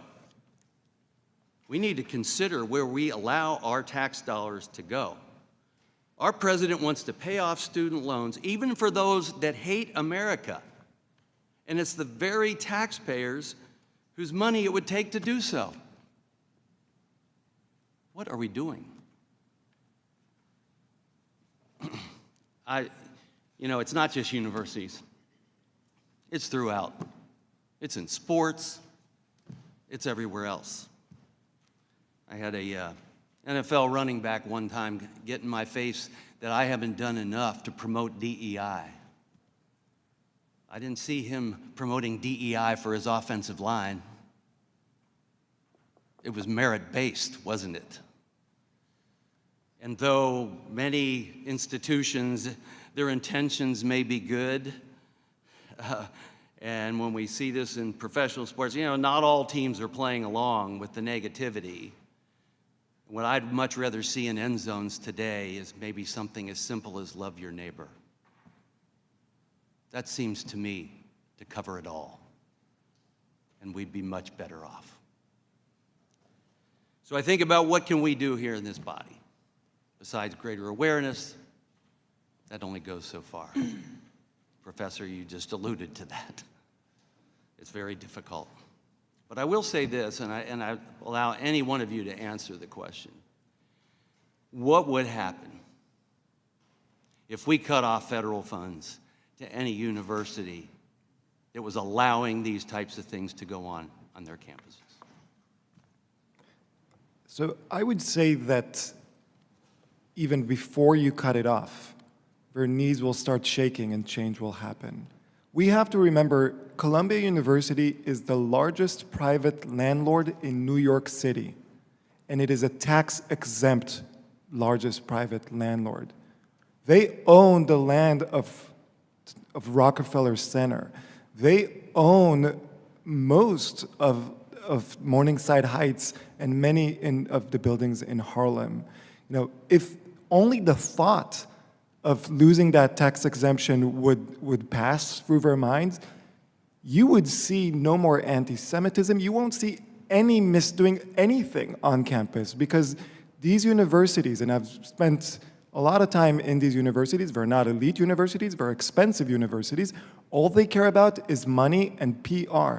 And if you start playing with that, things will change. Thank you. Anyone else?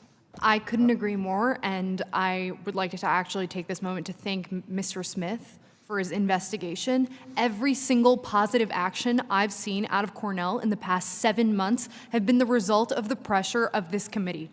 I have a lot to be grateful for, but I do think that you will see tangible results when you place pressure on these universities that think that they are allergic to any form of punishment. May I add one thing? Thank you for the question.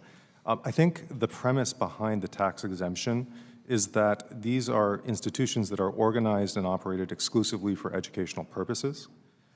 Universities don't look today what they looked like 50 years ago. They have $4, $5, $6 billion budgets. They manage wealth equivalent to a large hedge fund. They sell a lavish college experience, luxury dorms, gourmet food, subsidized by taxpayers. They operate multi-million or billion-dollar research labs. They hire teams of lobbyists. Some have hundreds of millions in foreign revenue. They run DEI programs that understand their purpose as being to re-engineer American society. That's a political purpose. That is not an educative function. Elite universities are simply no longer driven by truth-seeking or education as their guiding ethos. Anyone else? Thank you. I yield back. Thank you. Dr. Ferguson. Thanks, Chairman Smith, and thanks to each of you for being here. I want you to think about time in our nation's history when we actually had universities that would discriminate against African Americans on admissions policies. How horrible do we think that that was and is and should never happen again? And I'll take you back to the case of the United States versus Bob Jones University, where because of their racially discriminatory policies, their tax-exempt status was removed. And in studying the case, and keep in mind, I'm a dentist playing lawyer up here, so you'll have to excuse my very simplistic method here. But it seems that we're in very similar territory right now, where you have universities that are clearly violating the civil rights of its students. And Honorable Marcus, could you weigh in on, do you think that there's similarities in the violation of student civil rights today that is like what happened with Bob Jones University? And do you think that that should be reason for the IRS to revoke the tax-exempt status of these universities that continue to violate the civil rights of their students? Congressman Ferguson, you have raised an important issue. I don't think we need to compare the discrimination that Jewish students face to those of African Americans to realize that there is a problem, and a problem that's not being taken seriously enough. Universities are responding to OCR investigations. They are responding to lawsuits. However, most universities are virtually addicted to federal funding and tax exemption. If any university was seriously threatened with either one of them, it would create a massive change within both that university and also its peers around the country. Right now, we don't have that sort of incentive effect. We don't have the sort of action that you described with respect to Bob Jones University. But if we had that sort of forcefulness, it would get a very different sort of reaction than what we've been seeing. So, look, I'm pragmatic and I'm a political realist. And we could go through the process of writing legislation and passing laws. I don't know that how many of my colleagues on the other side of the aisle would move to advance this, particularly in the U.S. Senate. And I have really no hope that the current administration would sign it into law, much less enforce it. However, there is precedent to do this administratively with the IRS. And it seems to me that a very similar type of environment exists here. And I'm just wondering when student groups or different advocacy groups would actually look at suing these universities to have their tax-exempt status removed for violation of the Civil Rights Act. In addition to that, not only should the IRS look at it administratively following their guidelines from previous cases, but I think they should even think about introducing not only removing the tax-exempt status, but possibly a financial penalty as well. If these schools are going to receive federal funds And if they don't do that, there should be some sort of clawback or even some sort of penalty. Professor, could you speak to that? Yeah, I really appreciate your pragmatism. Like you, I don't like big ideas that are not rooted in reality. So I would say the most pragmatic thing is for Americans to understand what they are funding, right? Like we talk about universities as this broad thing. and- Professor, I mean, I think this committee and our chairman have done a great job of really looking at that piece of it. But in the end, there's got to be a mechanism or a lever that can be pulled that has a profound effect on their behavior. And it seems to me, and Doctor, if you could weigh in on this very quickly, that removal of the tax exempt status, as it has been, and that tool has been used in the past by the IRS, it seems like that would be a very effective tool and also a financial penalty for the violation of student rights and while they're receiving Right, federal so funds. one Professor, thing- do you mind if I let Dr. Because I would just say, sorry, but one thing that I would say, once the university's budgets get hurt, this will be affecting the professor's budget. And once the professor's salaries and research budgets get hurt, they will upkeep the norms and push out the hateful professors from amidst them. So, very quickly, Mr. Chairman, do you mind if we respond? Proceed quickly. So my opinion is that only strong financial incentives will change behavior. One of the things we've observed in the last 8 months is that universities that don't have tremendous amounts of resources, they don't have this problem. And the reason they don't have this problem is because they don't have money to waste on highly ideological, divisive programs. They focus on educating. And so if we constrain the funding, universities will have to make choices, and some of them will redirect their resources to their educational mission. Thank you, Mr. Chairman. I appreciate your indulgence. Thank you, Mr. Pascrell. Thank you, Mr. Chairman. Thanks for putting us together this morning on this very important topic. Each witness was excellent, I thought. And I think, Mr. Chairman, it's good to point out the fact that some of our brothers and sisters have left. They probably have other assignments. But don't forget, we were a half hour late. We were a half hour late starting the committee to begin with, and I'm not trying to be the wise guy, but what's fair is fair here. The children are listening. Don't think they're not listening. So we could compare notes since October the 7th to talk about how our families have been put in jeopardy, perhaps, to fill a book. But we must protect also what I would call academia. We're not going to solve this problem by threatening academia. We haven't in the past on other issues. I agree to some degree with my brother from Pennsylvania, Mr. Kelly,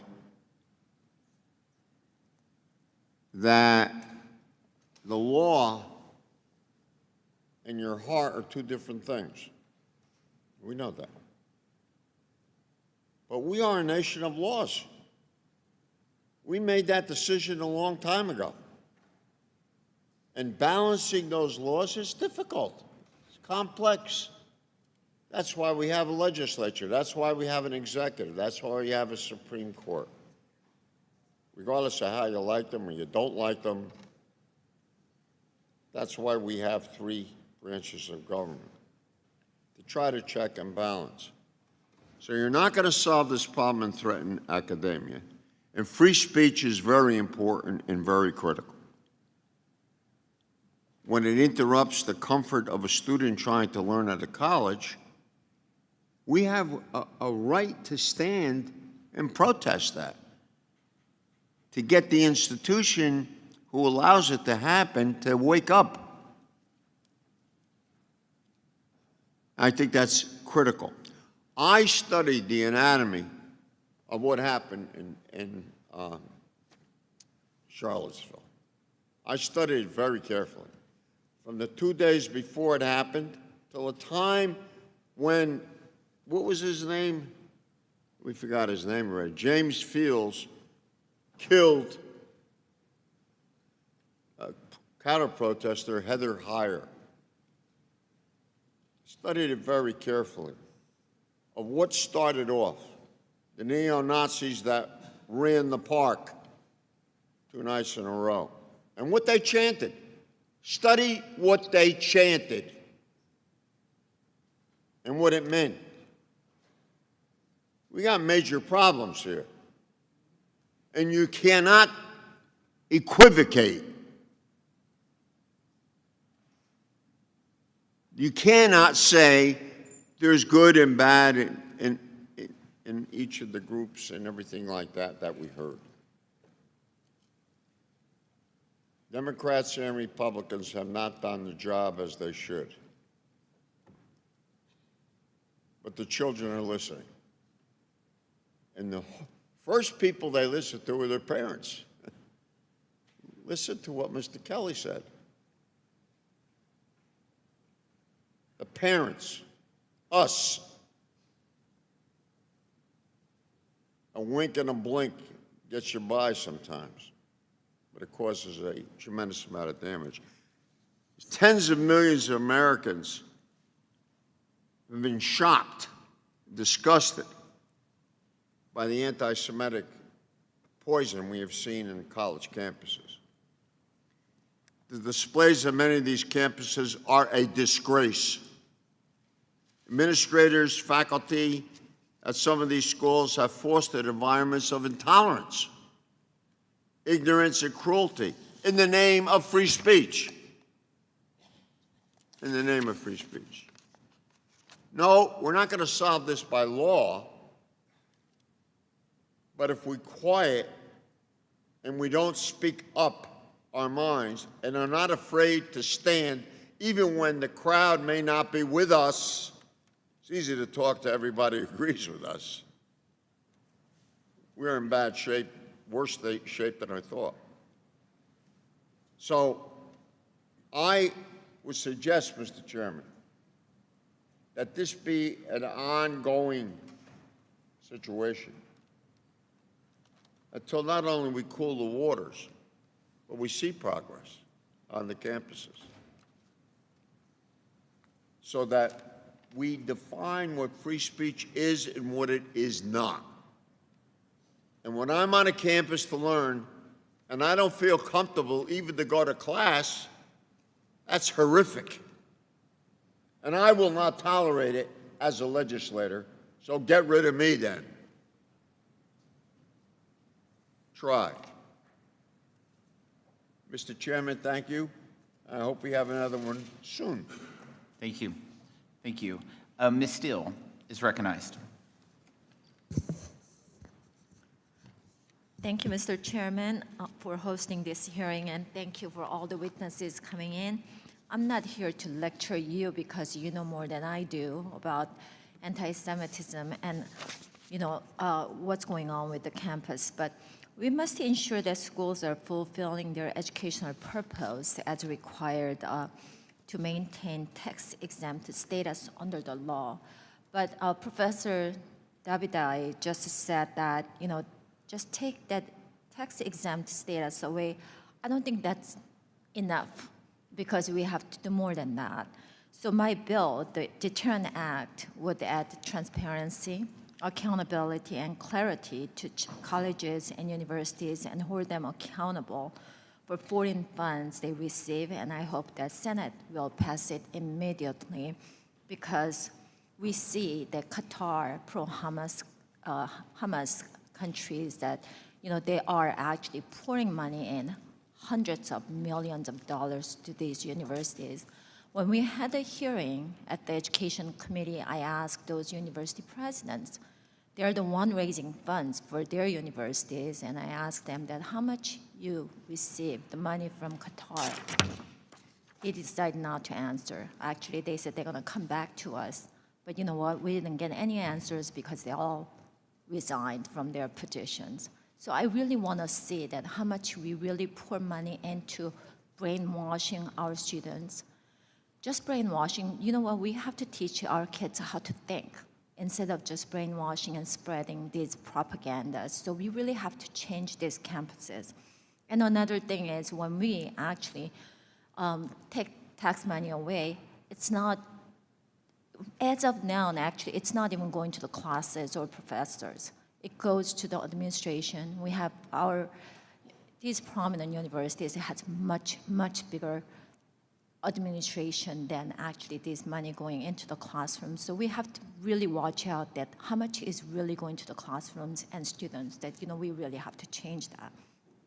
So Mr. Marcus, when students are assaulted during campus events, because I just saw that, I think you all did too on the video, UCLA is one of the prominent college. I didn't go there, I went to USC, so it's, I think USC is much better school than UCLA. But having said that one of the Jewish students at UCLA was kicked in the face. They took his yarmulke off, and this anti-Israel protester during a pro-Palestinian encampment, that this protester was chasing him with the taser. It should not happen on the campus. So, do you think it's a good indicator that schools are fulfilling their educational purpose as required by law, and what we have to do? I think I'm asking Mr. Marcus about this.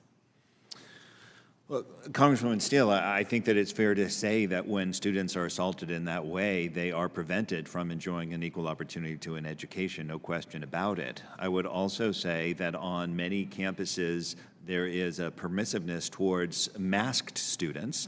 And then the university said, well, what can we do about it? We can't identify the perpetrator. Well, they don't have to permit the masks in the first place, and they certainly can take action after it happens, if not also before. Yes, indeed.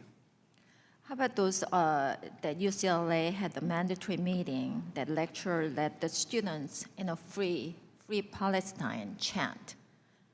I don't know you guys all read or you guys all watched or not, but Mr. Marcus, based on what you've seen, can you speak to the role that radical faculty like this play in the anti-Semitism occurring across the college campuses? Look, there are good faculty and not good faculty, but too often we're seeing faculty members who are promoting this in a lot of different ways. There's been discussion today about faculty members who actually join in bigoted protest activities. But even beyond that, there are faculty members who encourage it through their teaching, through the doctrines they adopt, through the ways in which they use the bully pulpit, as it were, to spread hate towards the Jewish people, towards Israeli Americans and others. We can look at all of the new policies we would like from administration, but as long as faculty are fomenting this hate, we're really not going to solve the problem. Dr. Pedruzuni, if I pronounced it right, if I didn't do it, I'm sorry. I understand that you have written about this previously, that about what are your thoughts on what schools could do better combat the rise of anti-Semitism on their campuses and the role that radical faculty are playing in it? Thank you for the question, and I applaud the Deterrent Act. Thank you for all that work. I think we know from empirical research that universities with pro-BDS, anti-Zionist faculty see higher levels of student-on-student harassment, and we know that those faculty are funded by foreign entities. So I would say the first thing that they should do is they should audit their foreign gifts. That's one thing that OCR should ask universities to do as it starts to reach some settlement agreements. Audit your foreign gifts and disclose their purpose to the Department of Education. Another thing that I think they could do is audit their academic programs. Is there intense anti-Israel bias in public affairs? If there is intense intellectual bias in public affairs disciplines, bring viewpoint diversity to those disciplines so that students hear two sides. Thank you very much. I yield back. Mr. Smucker. Thank you, Mr. Chairman, for convening this hearing. Since this committee met in December of last year, not only has anti-Semitism on college campuses grown worse, it has also morphed into anti-American rhetoric as well. And several institutions that we've heard today have placated the mob of violent protesters who have terrorized Jewish students. And we all worry, I think, about what the situation will look like when classes resume at the end of the summer. At an earlier hearing, I'd asked about the impact of foreign money from adversarial nations or nations that don't have our own interest in mind, the impact of that money on domestic higher education system. For example, Qatar has contributed $4.7 billion to U.S. academic institutions from 2001 to 2021. It's the same country that harbors leaders of Hamas in Doha, finances Hamas, and blamed Israel for the October 7th attacks. The University of Pennsylvania, in my state, received $130 million in donations from China from 2018 to 2023, including from individuals with ties to the CCP.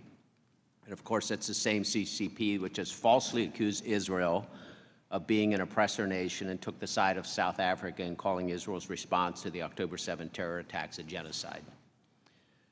Mr. Podlesny, and I hope I got the name close to right, most higher education institutions are tax-exempt organizations under Section 501c3 of the Internal Revenue Code. This was discussed briefly, but when this section of the tax code was created, do you believe it was intended to be leveraged by foreign governments? Absolutely not.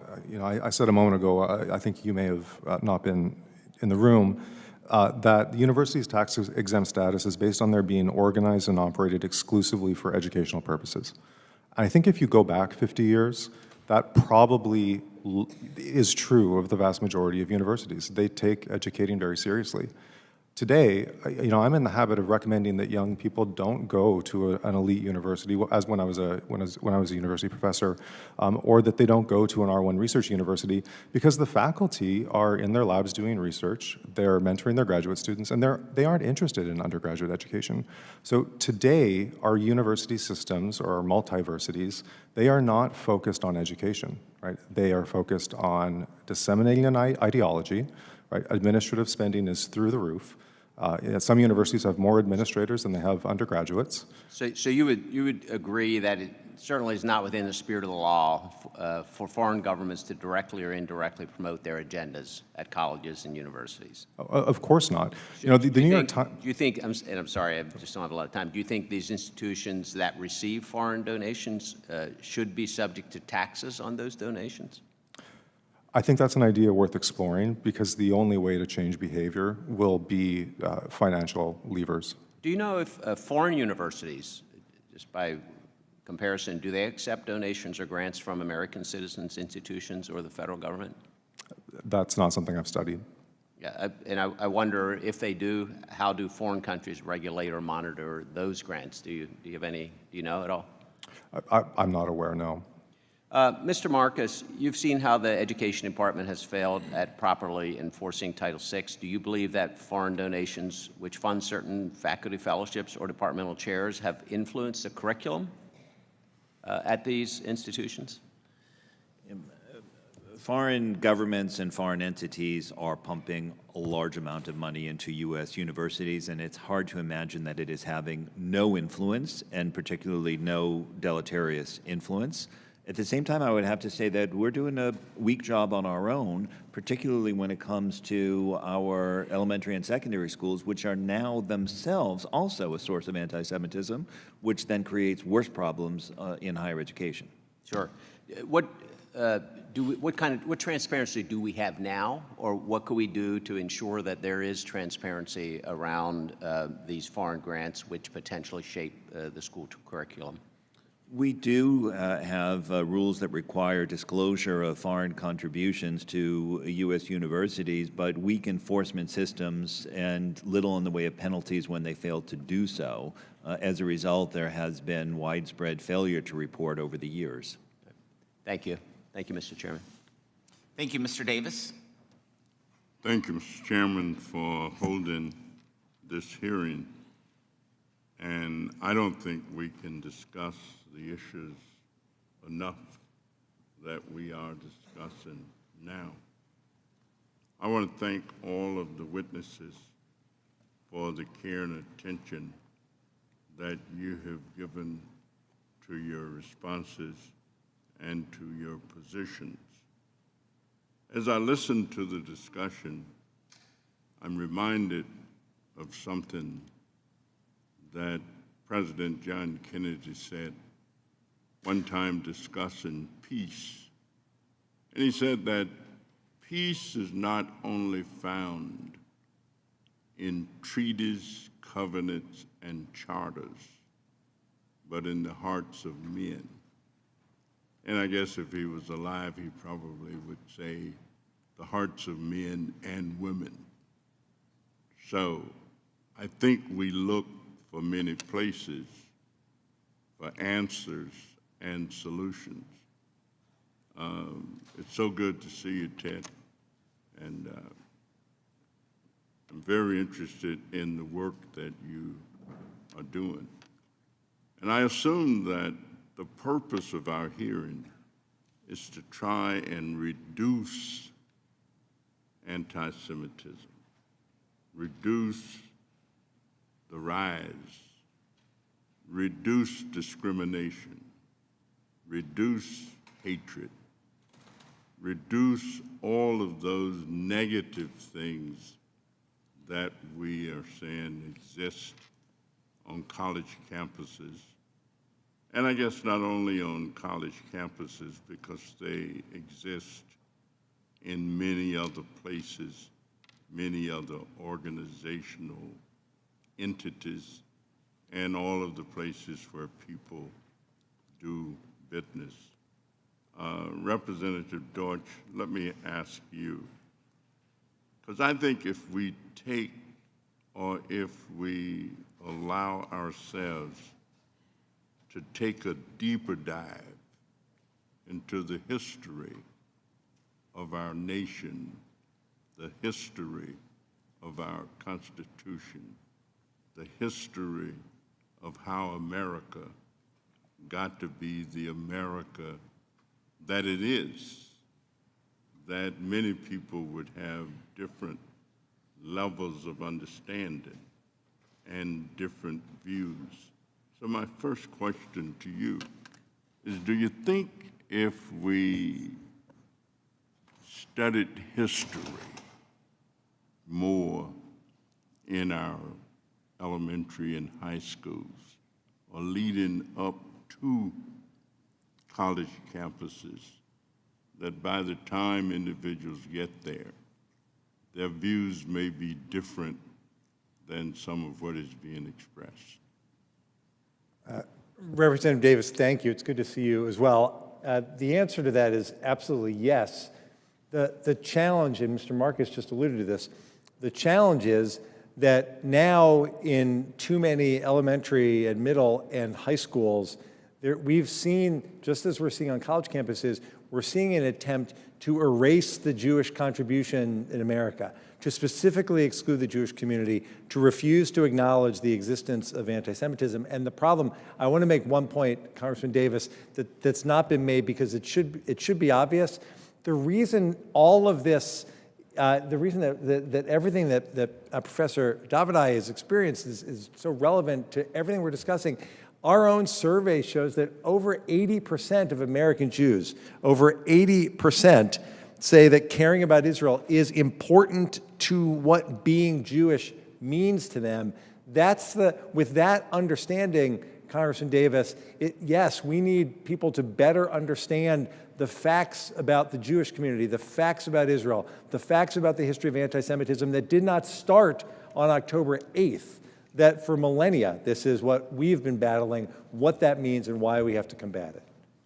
You mentioned the need for mandatory anti-Semitism training. Are there examples of Yes.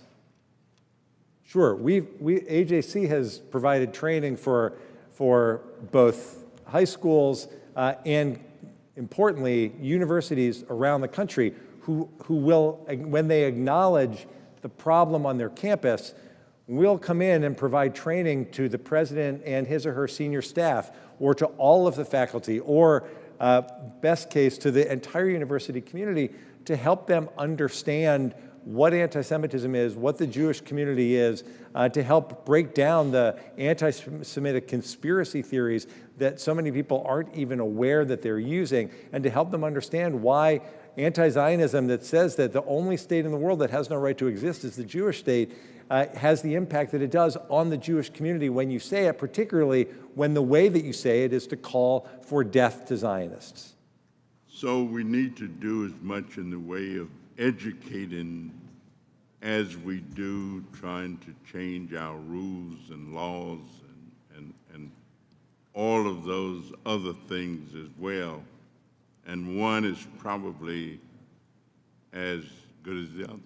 We need to educate, and even as the august members of this committee talk about potential changes to the law, the opportunity right now to go to all of your local universities, all of the universities in the country, and ask the presidents, it's now the middle of June, what are you doing to prepare for what is likely to occur and the threats that will exist for Jewish students when they return in the fall? Now is the time for them to prepare those plans and to share them with the community and with the country. Thank you very much, and I yield back, Mr. Chairman. Thank you, Mr. Hearn. Thank you, Mr. Chairman. Thanks to the witnesses for being here. Congressman, thanks for being here. There are many Jewish families and organizations in my district in Tulsa, Oklahoma, who are integral to our community. My district also has a large evangelical population that prays for the peace of Jerusalem, and I'm proud to be one of those. We also have the Sherwin-Miller Museum, which hosts a sobering exhibit educating, as you just mentioned, citizens on the realities of the Holocaust. Understanding and remembering history is important if we wish to avoid repeating the horrors of the past, just as my colleague from Illinois just mentioned. Every American should be outraged by what we're seeing across the country. These demonstrations are pro-terrorism and anti-American and should be universally condemned. This isn't just about expression, it's a dangerous endorsement of violence on American soil. It's alarming. Protesters scaling buildings, waving terrorist propaganda, repeating slogans rooted in hatred, barring Jews from entering buildings, holding janitors captive. This isn't activism, it's extremism, borderline terrorism. It's deeply troubling to see the lack of moral clarity in university leaders who refuse to condemn anti-Semitic demonstrations on campuses. It's a sad day in America when parents at school board meetings are deemed terrorists, but Hamas's brutal violence against women and children is defended, even celebrated on our campuses across America. Unfortunately, this confusion and chaos at higher institutions of higher ed is not an anomaly. For decades, prestigious colleges have slowly soiled their reputations by embracing Marxism, Confucius institutes, and moral relativism at the expense of merit, virtue, and truth. Education is no longer the mission. Whether intentionally or not, this is stupidity. Universities have allowed radical ideologies, often funded by the Chinese Communist Party, to indoctrinate our students. Universities have strayed from their academic mission in pursuit of DEI, teaching students to make judgments of people based on race, gender, and sexual identity instead of teaching students to respect every person as an individual with dignity and inherent worth. All is not lost, though. In the face of blatant hatred and anti-Semitism, millions of Americans of all races and religions have shown support, love, and kindness to our Jewish friends and neighbors. Support for Hamas is support for terrorism, plain and simple. Organizations that funnel money to terrorists or take money from known terrorist organizations should not hold tax-exempt status. As members of this Ways and Means Committee, we hold the power of the purse and tax-exempt status. With that power comes great responsibility to provide oversight on charities and universities that potentially abuse their tax-exempt status. American universities continue to receive billions of dollars in the form of taxpayer subsidies, tax breaks, and federal payments, yet anti-Semitic incidences increase on our campus. Higher ed should not continue to receive taxpayer money in the form of federal payments, grants, or tax exemptions if they continue to turn a blind eye to anti-Semitism on their campuses. Dr. Pedaluzzi, I understand you have written extensively about DEI efforts on college campuses, particularly about how these efforts fundamentally alter the course of institutions' academic mission. These are the same institutions that receive billions of taxpayer dollars each year through the tax-exempt status. Do you believe these institutions who either implement DEI policies or promote anti-Semitism are worthy of taxpayer dollars? Should American taxpayers be forced to subsidize this institutional hatred? Not if they continue once they're warned. So I think universities need to be on warning that this is something this committee is looking at. I'd also like to say a little bit about how profoundly DEI has reshaped these institutions. We're talking about an investment of $25 to $35 million at large universities, like University of Texas System or University of Florida System or Berkeley.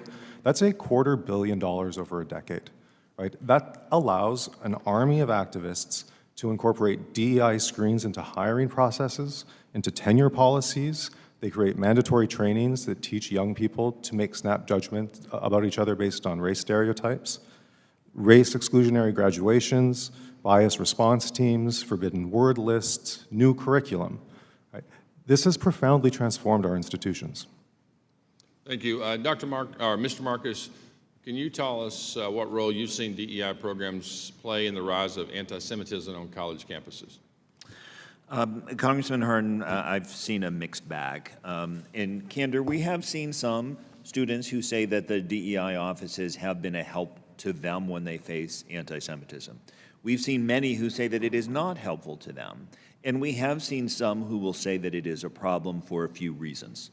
First, because DEI offices in so many cases fail to even recognize that Jewish students exist or that anti-Semitism is a problem. Second, because they too often have this notion of oppressors and oppressed with nothing in between, and that sort of simplicity isn't helpful. And third, because once they make that division, they too often say, well, Jews are not among the oppressed, they're among the oppressors, and they fall back on stereotypes that are harmful both to Jews and everyone else. Thank you for your testimony. Mr. Chairman, I yield back. Mr. Kustoff.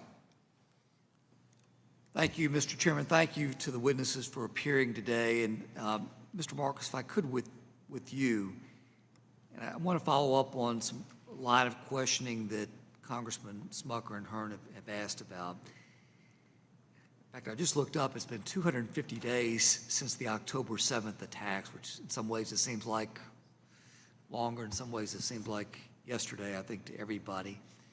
This past weekend, with the hostages rescued, by the way, they weren't released, as some news organizations said, they were rescued bravely. But we learned that a quote-unquote journalist who was working for the Palestine Chronicle was holding Israeli hostages in his home in Gaza. 3 of the 4 that were released was held by him. And I do want to remind people that the Palestine Chronicle is part of the People Media Project, which is a 501c3 tax-exempt organization based in the United States of America. So I bring all that up. Congressman Snyder and I co-sponsored a bill, H.R. 6408. It's a bill to revoke the tax-exempt status of any nonprofit that provides keywords material support to a designated terrorist group. And I will tell you that I'm proud that this committee passed that bill out of this committee by a vote of 41-0. You know the partisan nature of Washington, that says something. I'm also very proud that the entire body, the entire House of Representatives, passed that bill on April the 15th of this year by a vote of 382 to 11. Again, a very strong vote. My point is this, and I'm coming to my question in just a moment. I think if we want to disrupt the financing behind terrorist and extremist anti-Semitism, we've got to know where the money's coming from in the first place. Now, in your testimony, certainly in your written testimony, you talk about the DOJ investigating. You talk about OCR investigating. So my question to you is, what tools do they have to investigate, to show that from a reporting standpoint or compliance, that it's being done? And then secondly, if I can, from your standpoint, has the Biden administration used the tools that they've got with DOJ or OCR to investigate and go to the root of the funding? Congressman Kostov, we've not seen the full array of tools being used by any means. Some tools, yes, but certainly not all. During the prior administration, we saw investigations of undisclosed foreign funding in violation of federal law. More of that would be useful. We are seeing some actions by OCR, some by DOJ, but certainly not the sort of joint initiatives that those two departments used in prior administrations. Certainly not the sort of show of combined force on college campuses that would send a signal. So I would say that there remain unused tools that are available that should be handled but aren't. Let me, if I can, I'm going to ask a question a different way, maybe a different way than Mr. Smucker and Mr. Hearn asked. In terms of higher education, you're formerly an administration official with the Department of Education. Do you have any recommendations on how we can increase the transparency of the foreign funding as it relates to higher education? Congressman Kostov, if you were to increase the penalties for noncompliance, if you were to increase the enforcement over noncompliance, if you were to lower the threshold for disclosure requirements, in any of those instances, I think you would have much greater transparency. Thank you. I thank you. I thank all the witnesses, and Mr. Chairman, I'll yield back.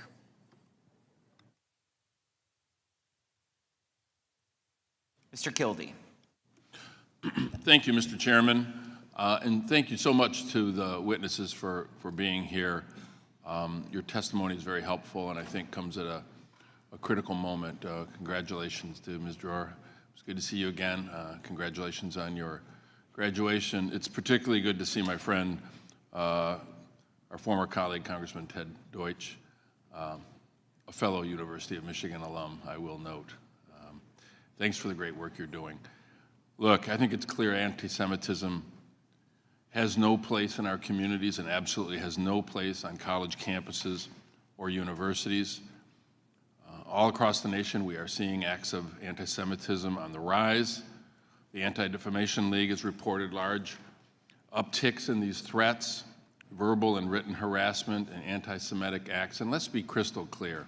We're not talking about the right to protest. We're not talking about the right to disagree. We're not even talking about acts of civil disobedience, as we know them to be important elements of public disagreement in this country. What we're talking about is hate speech that has a consequence, instills fear in people, leads to acts of violence. Just 2 weeks ago, as an example, I mentioned the University of Michigan. A good friend of mine, a regent, an elected regent at the University of Michigan, Jordan Acker, who happens to be Jewish, had his law office vandalized with anti-Semitic graffiti.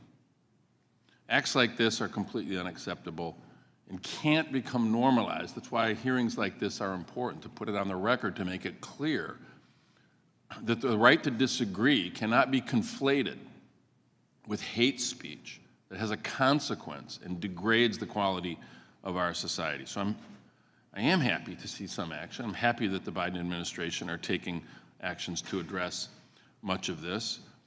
Ongoing engagement with Homeland Security, Department of Justice, state and local law enforcement, that's important. But speaking out on anti-Semitism is not and should never become a political or partisan issue. And there are some who will try to take this moment to weaponize it for political purposes. Like most Americans, we can't tolerate that. We all struggle to try to make sense of the acts that we've seen take place, starting with a horrific attack by Hamas on Israel on October 7th, the fact that hostages continue to be held, and for some, obviously myself included, the thousands and thousands of innocent lives that have been lost in the course of this war. As an elected official, as a citizen, as a father, as a human being, we have to mourn all of those losses, but we can't allow that pain to translate to more pain and more hate.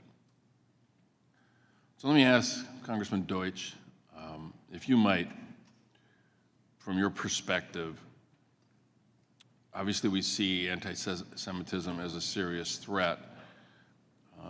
Where in our society, I mean, we're talking a lot about campuses, but where are we seeing the largest rise in this sort of anti-Semitism? Where in our society? Well, we're seeing, and this gets exactly to the comments you just made, Congressman Kildee, there is a refusal to understand, to acknowledge the facts that we're dealing with at this moment. The fact that there are 120 hostages still remaining. The fact that, yes, we mourn the loss of every civilian life. As human beings, of course we do that. But there's a refusal to acknowledge that the reason that those lives are at risk is because Hamas will not return the hostages and lay down its arms. That Israel is defending itself after the worst terror attack, the worst attack against the Jewish community since the Holocaust. And where are you seeing this dramatic increase? You saw it on the streets of New York. You saw it in the streets of Washington just last weekend. You see it by those who are not protesting the policies of an Israeli government. They're celebrating the atrocities of a terror organization. They show up wearing Hamas and Palestinian Islamic Jihad headbands. They talk about killing Zionists. 1,000 more, 10,000 more October 7th. That's where we're seeing this dangerous spike. It's why this hearing is so important. It's why universities need to be clear about what they're going to do to hold people accountable when the students come back in the fall. This is not a partisan issue, and I appreciate your saying that. And just finally, one other way to get at this, the other piece of legislation that was referenced earlier, the Combating Anti-Semitism Act, is a bipartisan bill. Equal number of Democrats and Republicans on it, co-sponsored by introduced by the co-chairs of the bipartisan task force to combat anti-Semitism, and would specifically address all of this anti-Semitism by having an ongoing effort in the White House and at the Department of Education. I really encourage, again, in the true spirit of bipartisanship, which is on such full display here, which is so gratifying for me in my new role running a fiercely nonpartisan organization, I would encourage members to take a look at that as well. And I thank very much, my friend. Thank you so much. Thank you, Madam Chair. I yield back. Thank you very much. Jason, you look different. She looks good in the chair. The chair recognizes Representative Estes for 5 minutes. Well, thank you, Madam Chair, and thank you for all the witnesses for being here today. And Congressman Deutsch, thank you. Good seeing you again, coming back. You know, the anti-Semitic activities that have occurred on college campuses are absolutely appalling. Our institutions of higher education should be beacons of hope in this country, where students seek reason, truth, and an education to help them with their life, and whether it's a career or personal life. Instead, we see disruption and unruly students, faculty, administration, and in some cases outside provocateurs siding with a terrorist organization and chanting death to Israel while forcing Jewish students to fear and hide, unable to fully benefit from the college education they are paying for. When you think about the atrocities committed by Hamas on October 7th, it's really unfathomable that anyone in the country would stand up and carry the flag of terror and hate openly onto a college campus and face no repercussions. Unfortunately, this didn't happen overnight. While the horrendous attacks on October 7th may have brought this to the forefront, anti-Semitic activity has been a growing problem as foreign bad actors have been funneling money onto our nonprofit colleges and universities to shape and influence these institutions to promote a distorted worldview that is downright anti-American. Today, we're seeing the effects of the millions of foreign dollars from anti-Israel and anti-American countries and organizations that have pumped into our institutions and it's a horrible consequence that we're reviewing now. Our tax code and its treatment of college endowments shouldn't help foster these kind of anti-Semitic activities that have ravaged college campuses across the country. Mr. Petalus, Ways and Means Republicans have sought to hold America's so-called elite universities accountable for permitting and promoting anti-Semitic behavior on their campuses while allowing Jewish students to be threatened, harassed, and assaulted. One mechanism in the committee's jurisdiction is the endowment tax, first established under the Trump tax cuts in 2017. Do you think that structure of the endowment tax should be revised in light of the anti-Semitic activity on certain college campuses? Absolutely. The universities need new accountability structures because the existing structures have proven inadequate. If you just look at private universities with endowments above $100,000 per student, the value of those endowments is over $500 billion. If you look at the 12 largest private endowments, 11 of those schools are the schools that we've seen in the news. The only thing that will change the behavior of our so-called elite universities is financial penalties for tolerating this. As you mentioned, both in your prepared remarks and in just the comments just now as well, that the current endowment tax, as is set up, affects private colleges and institutions that have an endowment value over $500,000, and it applies to roughly 35 schools on any given year, and as you mentioned, 11 of the 12 top universities were very prevalent in having disruptions or protests and attacks. Do you think it's a coincidence that there's a relationship between the amount of money that they have and their tax status, and what's the connection and how can we address that?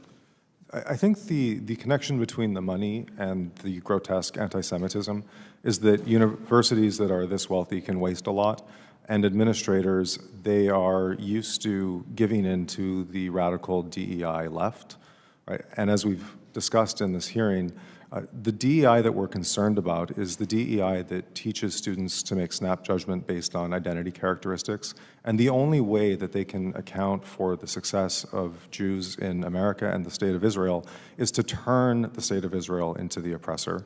And that makes, of course, the Hamas the virtuous victim. Right? So I do think there's a relationship, right? The wealth allows for these institutions to waste money building up these DEI apparatuses. Yeah, well, thank you. It's a critical conversation that we need to continue to having and to kind of seek out the root of, you might call it a plague or a disease that's affecting so many of our college campuses and make sure that we address it, maintain their status as good institutions for higher learning for the students that go there and the money that's spent by the students, by their parents, by taxpayers in terms of supporting them. So I appreciate your time for this hearing, and with that, I'll yield back, Madam Chairman.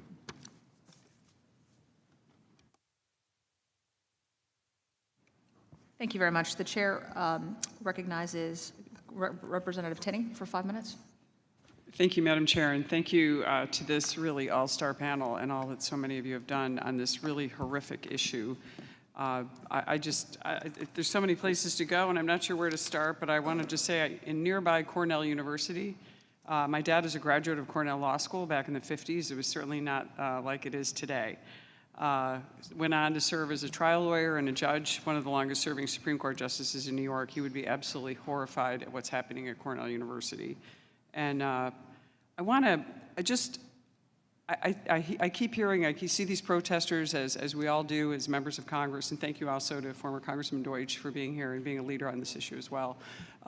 We're confronted with people at our doors, and we need to get the truth out. And I think the truth is what really these universities are about. Almost every one of these colleges has Veritas somewhere in their motto, including my own university, Colgate University in upstate New York. But my concern is, how do we get this truth out? And I think I'd like to ask Ms. Dror, and congratulations and thank you for being in the breach during this really difficult time on campuses.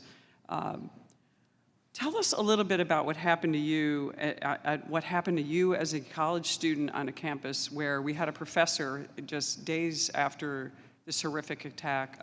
Professor Rickford actually described the acts of Hamas as exhilarating and inspiring to Cornell students. And I watched the GoPro video that we were all allowed to see as members of Congress that were on Hamas terrorists' heads and their videos. And it was about a 45-minute montage. I could get to about 20 minutes. I almost think I don't like bad movies or anything, but this was the worst thing I think I've ever seen in my entire life. It was horrible. And we have protesters and people coming to our office telling us that this is not true. And I want to just get your view as a college student and what you witnessed on the college campus. I immediately called right after October 7th for the dismissal of Mr. Bickford. I did get a response from the president, President Pollock at the time. They did put him on leave, but I'm sure he's still making money on paid leave. I know it's not his full salary, but and when I get done with you, I want to ask Mr. Podlizny about your discussion about the endowments and the money and the exemptions at these college campuses. So if you could tell us briefly just your experience and what is being done at Cornell to try to bring us back to the truth and to try to keep, the honesty in our college campus. Thank you for bringing that up. Actually, Professor Rickford will be teaching again next semester after his paid leave is over. But I think you alluded to something very important, and if you'll indulge me, I do want to tell a quick story. The foreign funding entering our universities are incredibly concerning. Cornell gets $1.8 billion, capital B billion dollars from Qatar, an adversary of the United States. In December, I was able to have a meeting with Cornell's CFO in which I asked him, Cornell gets $1.8 billion from Qatar. There must be strings attached because there's no such a thing as a free lunch. So what's the string attached to your money? He can give me a really direct answer. But then I asked him, Mr. Cowan, what should I be telling my community right now? The Jewish community on campus is hurting. It was a month after we had received the blatant death threats. I said, what should I tell my community? He said, you should tell your community that girl that testified in Congress, well, she's only one person. And we have 17,000 students. I wonder if he knew who he was talking to, because the girl he was referring to was me. And I wonder if he knew that 7 months later, I would say his name into the microphone and show that first question that Chairman Smith asked in his most recent letter to administrators of whether or not they believe anti-Semitism is actually present on their campus, they might say yes, but the answer is no. Because in that moment, he invalidated my suffering as a Jewish student and the suffering of 22% of his student population. There might be 1,700 or 17,000 students, but 22% of them are Jewish, and many of them are Zionists. And so the administration does not understand the issue that is plaguing their university. It is systemic moral rot, and they cannot understand that. Well, thank you for that, and I think that Professor Rickford should be removed from teaching altogether. I mean, this is part of the problem, and then to Mr. Podlizny, we only have a few seconds left. I agree with you. I think tax-exempt status, federal money flowing in, the endowments getting taxed at such low rates, money, as they say in politics, money talks and BS walks. I think this is really the only way to go with these, and you can confirm that in the last few seconds we have if the chairwoman would indulge us. Absolutely. I think we need to look for new accountability structures, as many of them as we can. And so looking at the endowment tax is one of those, tax-exempt status is one of those. But other ideas would be to start asking the question, does a university with a $54 billion endowment, does it really need to be eligible for Title IV funding, or can it fund its own students? Similarly, we need to look at moving some of that Title IV funding off of traditional 2- and 4-year campuses so that students who want to spend 15 weeks studying can also access their Pell Grant. We need to change the financial incentive for these corrupt institutions. I agree 100%. These institutions with these endowments have become about wealth, power, influence, and politics. We know that, and I thank you so much to all of you. I'm sorry I couldn't ask every one of you a question, but thank you so much for being here, and thank you, Ms. Dror, especially for what you've suffered at Cornell. Let's hope we remedy this situation with Professor Bickford. Thank you. Thank you very much. I'd remind members to try to keep their comments to 5 minutes or less. The chair now recognizes Representative Sanchez for 5 minutes. Thank you. I want to thank the chairman and the ranking member for providing this committee with another serious opportunity to acknowledge and confront the reality of rising hate in our nation. And I also want to specifically thank our witnesses for being here today and sharing your perspectives, particularly Ms. Dror for sharing your personal experiences. It troubles me that across the country we are seeing a rise in reported hate crimes. Anti-Semitism is just one of the ways that we see groups that are targeted, but there are many other forms of hatred as well, from anti-Asian sentiment to Islamophobia to anti-immigrant rhetoric.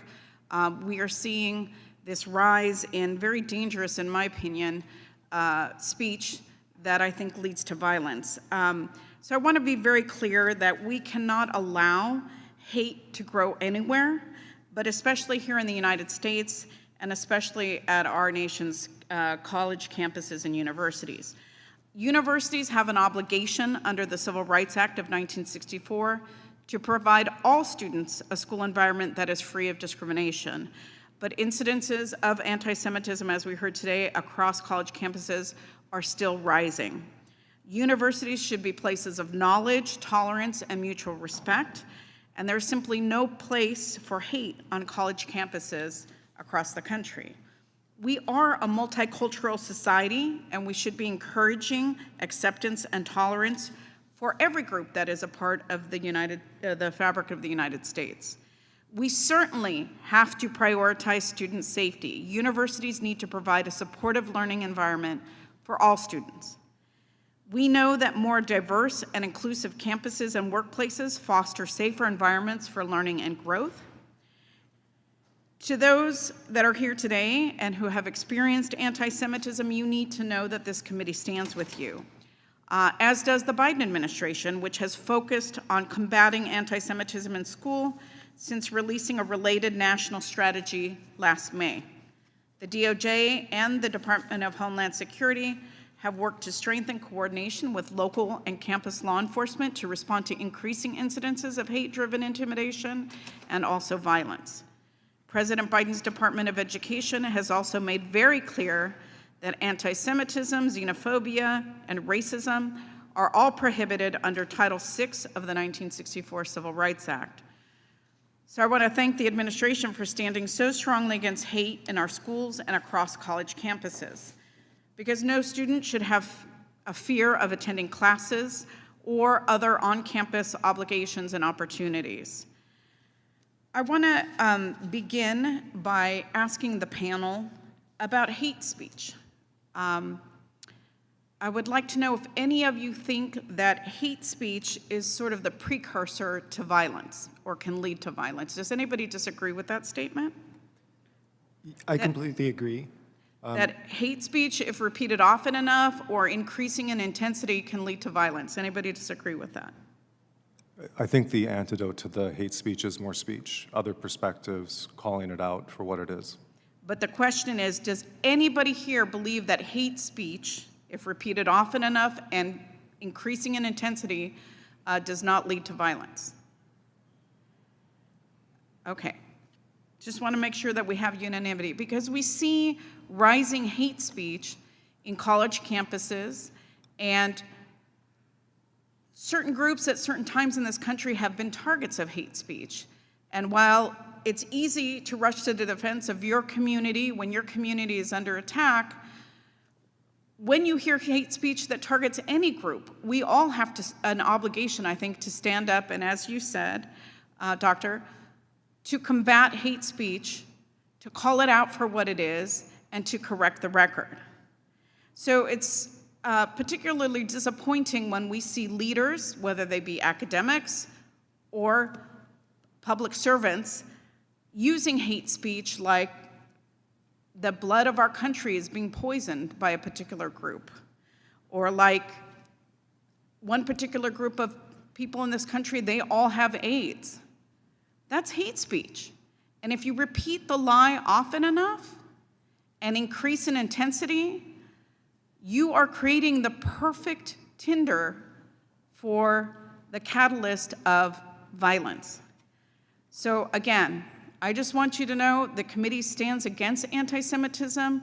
We live in a multicultural society, and we have to all defend each other when that happens. I am sorry for your experiences, and I am here to work with my colleagues to try to help combat that to the degree that we can, and we will look for solutions given the recommendations that you have given us today. Thank you so much for being here, and I yield back.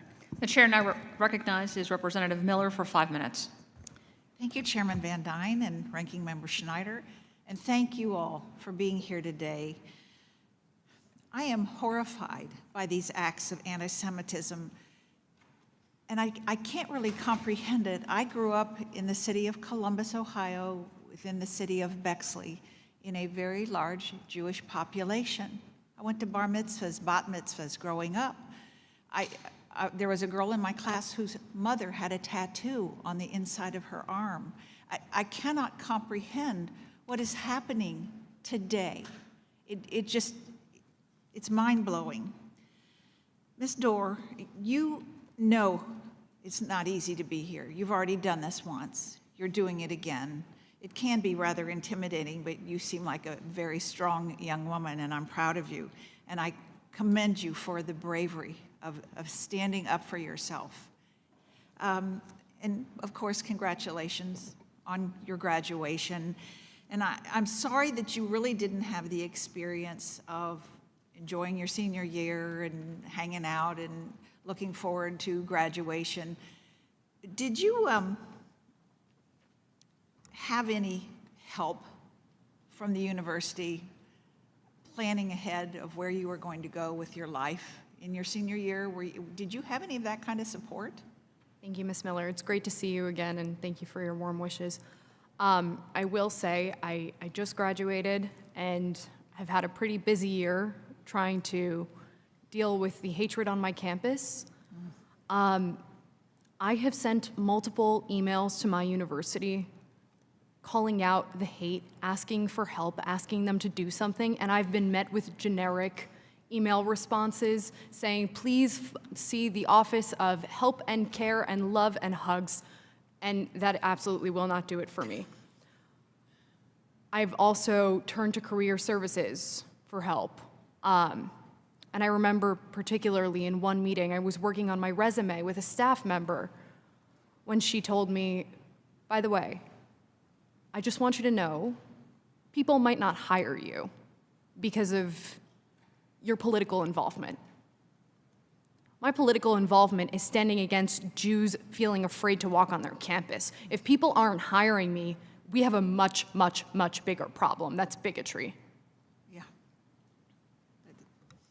Thank you for that answer. And it could be a lot longer than that, honestly. Mr. Marcus, in spite of the instances of physical violence against Jewish students, universities pretty much have still held to inaction. And they're hiding behind free speech as the reasoning for their silence. Violence is not free speech. Violence is not free speech.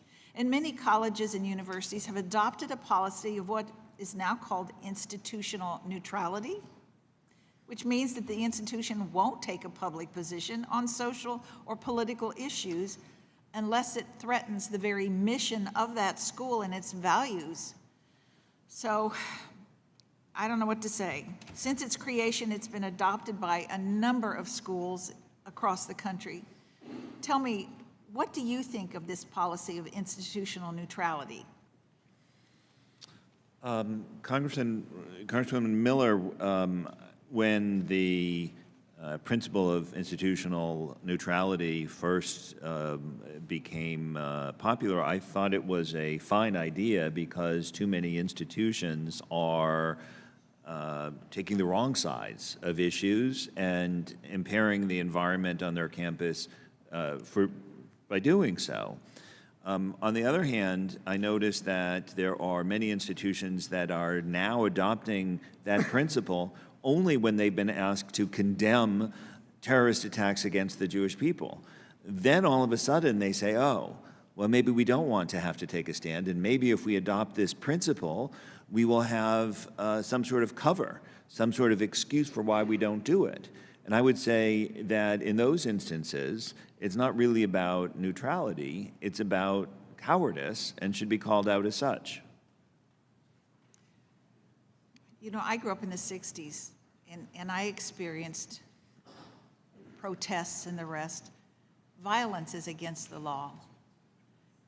I thank you, and I yield back my time. Mr. Fitzpatrick.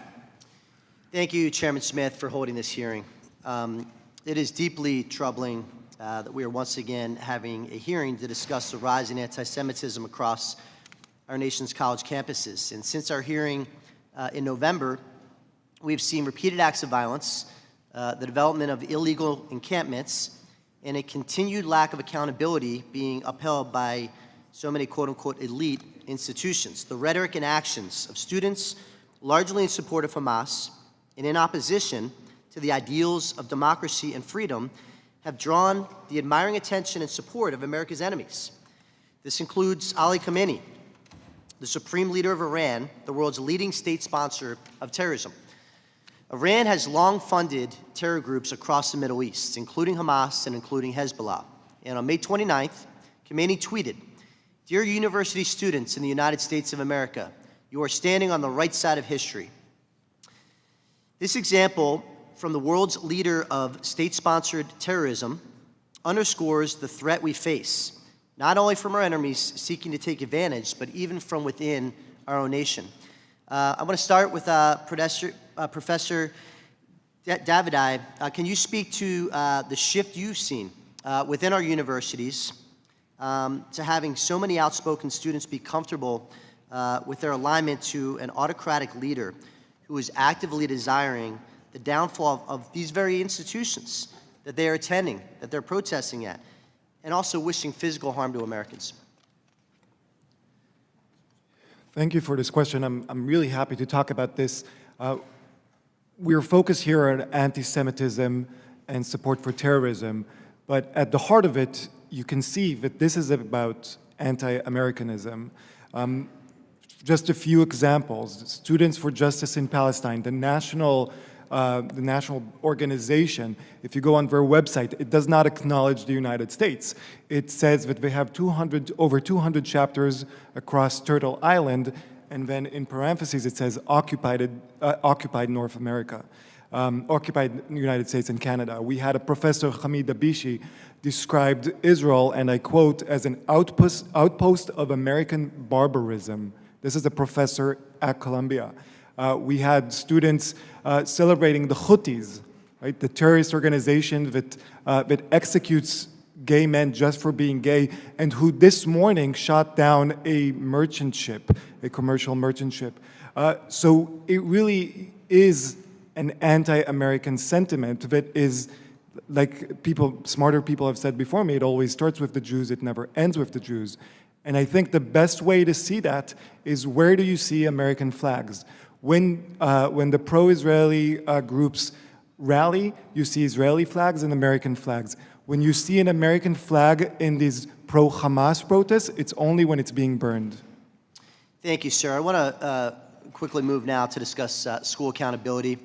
It's been very troubling to see the reports of faculty groups forming in the mold of Students for Justice in Palestine. And in some instances, these faculty for Justice in Palestine groups are taking part in anti-Semitic efforts of their student counterparts. For example, at the University of Pennsylvania, my own backyard, in Philadelphia, a chapter of FJP blocked the main entrance to an administrative building during a quote-unquote die-in protest, which was a violation of campus policy at that time. I want to ask both Mr. Marcus and Ms. Dror, based on your experiences in this space and familiarity with these campus groups, what actions do you believe school administrators should be taking to address specifically the faculty issue? And have you, Ms. Dror, in your experiences, have you seen instances at Cornell not actively enforcing their stated policies? Absolutely. I can think of at least 3 different instances in which faculty canceled classes. So students paying for their tuition were denied the right to their education in the name of Palestinian liberation and supporting the encampment. The faculty also got together and published an article in Al Jazeera, Qatari state-funded media. Our faculty, I think today actually, published a large letter with about 250 signees that endorsed terrorism and endorsed all the protests on our campus. I think all faculty need to be terminated if they are promoting anti-American beliefs. Russell Rickford, the faculty member mentioned earlier, was hired after having written that he blames Israel for committing 9/11. So there need to be some serious reforms in the hiring processes of these faculties as well. Thank you. My time's expired, so Mr. Marcus, if you could submit your answer for the record, that'd be great. Sure. Mr. Chairman, I yield back. Thank you. Mr. Schneider. Thank you, Chairman Smith, and I want to thank the chairman and the ranking member for having this hearing today, and our witnesses for your sharing your insights, your patience. I know it's been a long day, but this is a critically important issue. As we've talked about throughout the day, since October 7th, a day, the worst day for the Jewish people since the Holocaust, a day when Hamas sent thousands of fighters across the border, terrorists across the border, barbarically murdered, tortured, raped, burned dead bodies, more than 1,200 killed, 250 taken hostage. Since that horrific day, we have seen a spike of anti-Semitism around the world, in the United States, but in particular, we're talking today about what we've seen on campuses. We've mentioned the spike. We've mentioned the fact, I think Mr. Deutsch mentioned that 80% of Jewish students on campus have a sense of identity, of connection, of personal closeness to the Jewish state. Not surprisingly, I think the other statistic besides that is that approximately 80% of Jewish students report fear or reluctance or decision not to wear or display outward signs of their Judaism, whether it's wearing a kippah or a Star of David. What I'd like to do, with the chairman's permission, is introduce into the record a document, the American Jewish Committee, State of Anti-Semitism in America, 2023, Insights and Analysis. Without objection. Thank you. Now, we talked earlier in the opening remarks, the sense was part of the reason for this rise in anti-Semitism was weak university leadership, the failure of universities to enforce their policies, of university leaders to make clear, morally clear statements. We've talked about the radical faculty and other things. And throughout this, we've also touched, and I'll add my items to the list, but following the money. It's not just the money that's funding universities. It's the money that's funding these groups like Students for Justice in Palestine. Earlier when I was focusing on faculty, students, and Mr. Earl, I'll pick on you. You made it through in 4 years. Correct? 3, even better. Yeah. But over the course of that, freshman students come in, they have to learn their way around, they pick their classes, they get involved with various organizations. Sophomore year, they start thinking about major, junior major, and graduate and go on to pursue their careers. But there is an imbalance as groups like SJP have people who are in their 13th year of their 4-year PhD program, not having completed a single class, but they're there with a purpose and with funding behind it. I think we need to look into that. But I also want to be careful that we don't paint with too broad of a brush. Dr. Bedlesny, you mentioned there are, I think, 70 schools where we had these protests, roughly 3,000 people who have been arrested, but there are 4,000 colleges and universities across this country.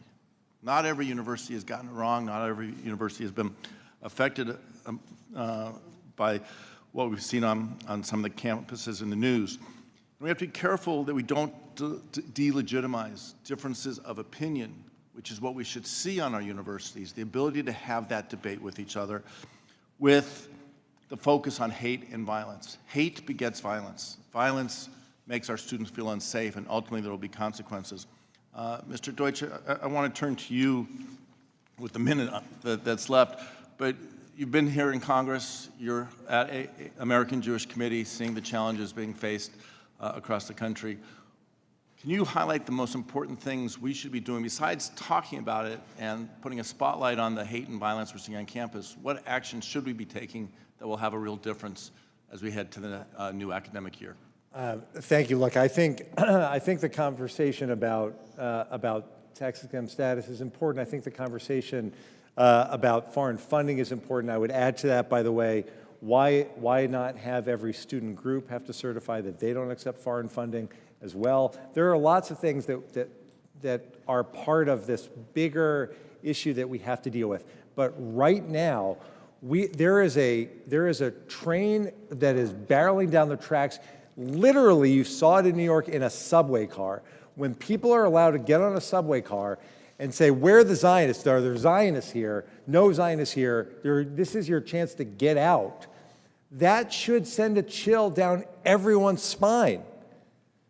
What Congress can do most, and here's what I've learned since I left. Here's my message to my former colleagues. I say this with enormous respect, and not to just make you feel even better about the job you have. You have enormous power individually, every one of you. And what can you do? Every one of you, yes, the committee should act, and Mr. Chairman, I'm grateful to you and to the Speaker for this whole of the House approach, but every one of you can play a role in your community, listening to your Jewish students, listening to the Jewish community. If you don't have a large Jewish community, you can speak out in support of the American values that are at risk when we see what's happening around the country continue to take place. That's what you can do. Expect the universities to take action now in advance of this coming academic year to help protect Jewish students, protect their environment that they operate in, our university system overall, and ultimately our democracy. Thank you, Mr. Chairman, for one more second. The video from that train car was horrific, as they said, any Zionist here, any Zionist here. Any Jewish person in that car would have been afraid to stand up. But not me. Let me finish. I would have stood up. Let me finish, please. But no one else stood up either. It was utter silence, and those people were able to say what they say. We have to speak out, and that's why this hearing is important. We need to stand up. We need to speak out and say, I say proudly as a Jew, but I say as an American, hate has no place in our country. We will stand up and make sure it is defeated. I yield back. Ms. Fishbach. Thank you, Mr. Chair. And I absolutely agree. We have to be the ones that speak out. It's tragic that we have to have this hearing. It's absolutely tragic. It is 2024, and this should not be happening, and it is appalling. And so you can see as I was listening to Mr. Schneider, I'm getting more and more upset, but I did want to kind of refocus. I know that Mr. Fitzpatrick talked a little bit about FJP and SJP has been mentioned a couple of times. And so I wanted to ask Mr. Marcus, you're obviously familiar with the group. Would you mind telling us a little bit more about the group and maybe the role that it's been playing in this explosion of anti-Semitism on campuses? Congresswoman Fishbach, yes. There is no one single group that's responsible for this entire problem. There are many groups involved, and then there are many wrongdoers who are not part of groups, but SJP is involved far more than any other single individual on many, many campuses, not just in protest, but in various forms of hate as well. On some campuses, their violation of rules or undermining of values has led to their temporary or permanent suspension or expulsion, but they are still active on a large number of universities. They're also active as law students for Justice in Palestine, and now they're also faculty for Justice in Palestine as well. These groups, in addition to having been found responsible for violations of university rules and for their involvement in issues that may create a hostile environment for Jewish students, the toolbook for the national SJP says, among other things, and I'll quote, "We as Palestinian students in exile are part of this movement," meaning the resistance movement, "not merely in solidarity with this movement. We must act as part of this movement." Now, the resistance movement is often understood to include Hamas, known also as the Islamic Resistance Movement. So when an organization of students who says that they are not merely in solidarity, but that they are part of this movement, it raises the question of how they, as an organization, are relating to a U.S. State Department designated terrorist organization and doing it actively on campuses around the United States. Thank you very much. And Professor, maybe you want to add, and Ms. Dora, I'm going to ask you too, if the response and the evidence we've seen, how did the universities respond to, did they take sufficient or proper response to those organizations? I can speak about a lot of universities, but the best one that I can is my own, Columbia. Nothing. They have written beautiful emails. It took the president of the university 6 months minus 2 days to acknowledge that Hamas exists. So I've been pleading for them to condemn Hamas. They wouldn't even use the word Hamas in any official email until April 5th, and that was because she was subpoenaed to testify in front of Congress. So if it takes the president of a quote-unquote elite, not elite, but expensive university, to even acknowledge that Hamas is responsible for this, then I'm not surprised, and you shouldn't be surprised, that she and her administration have done absolutely nothing. Thank you. I think something worth noting is the double standard. All other groups are subject to policy enforcement, and Students for Justice in Palestine and hate groups on my campus are not. Fraternity Brothers most recently received firm disciplinary action for drinking beer in a backyard with a permit.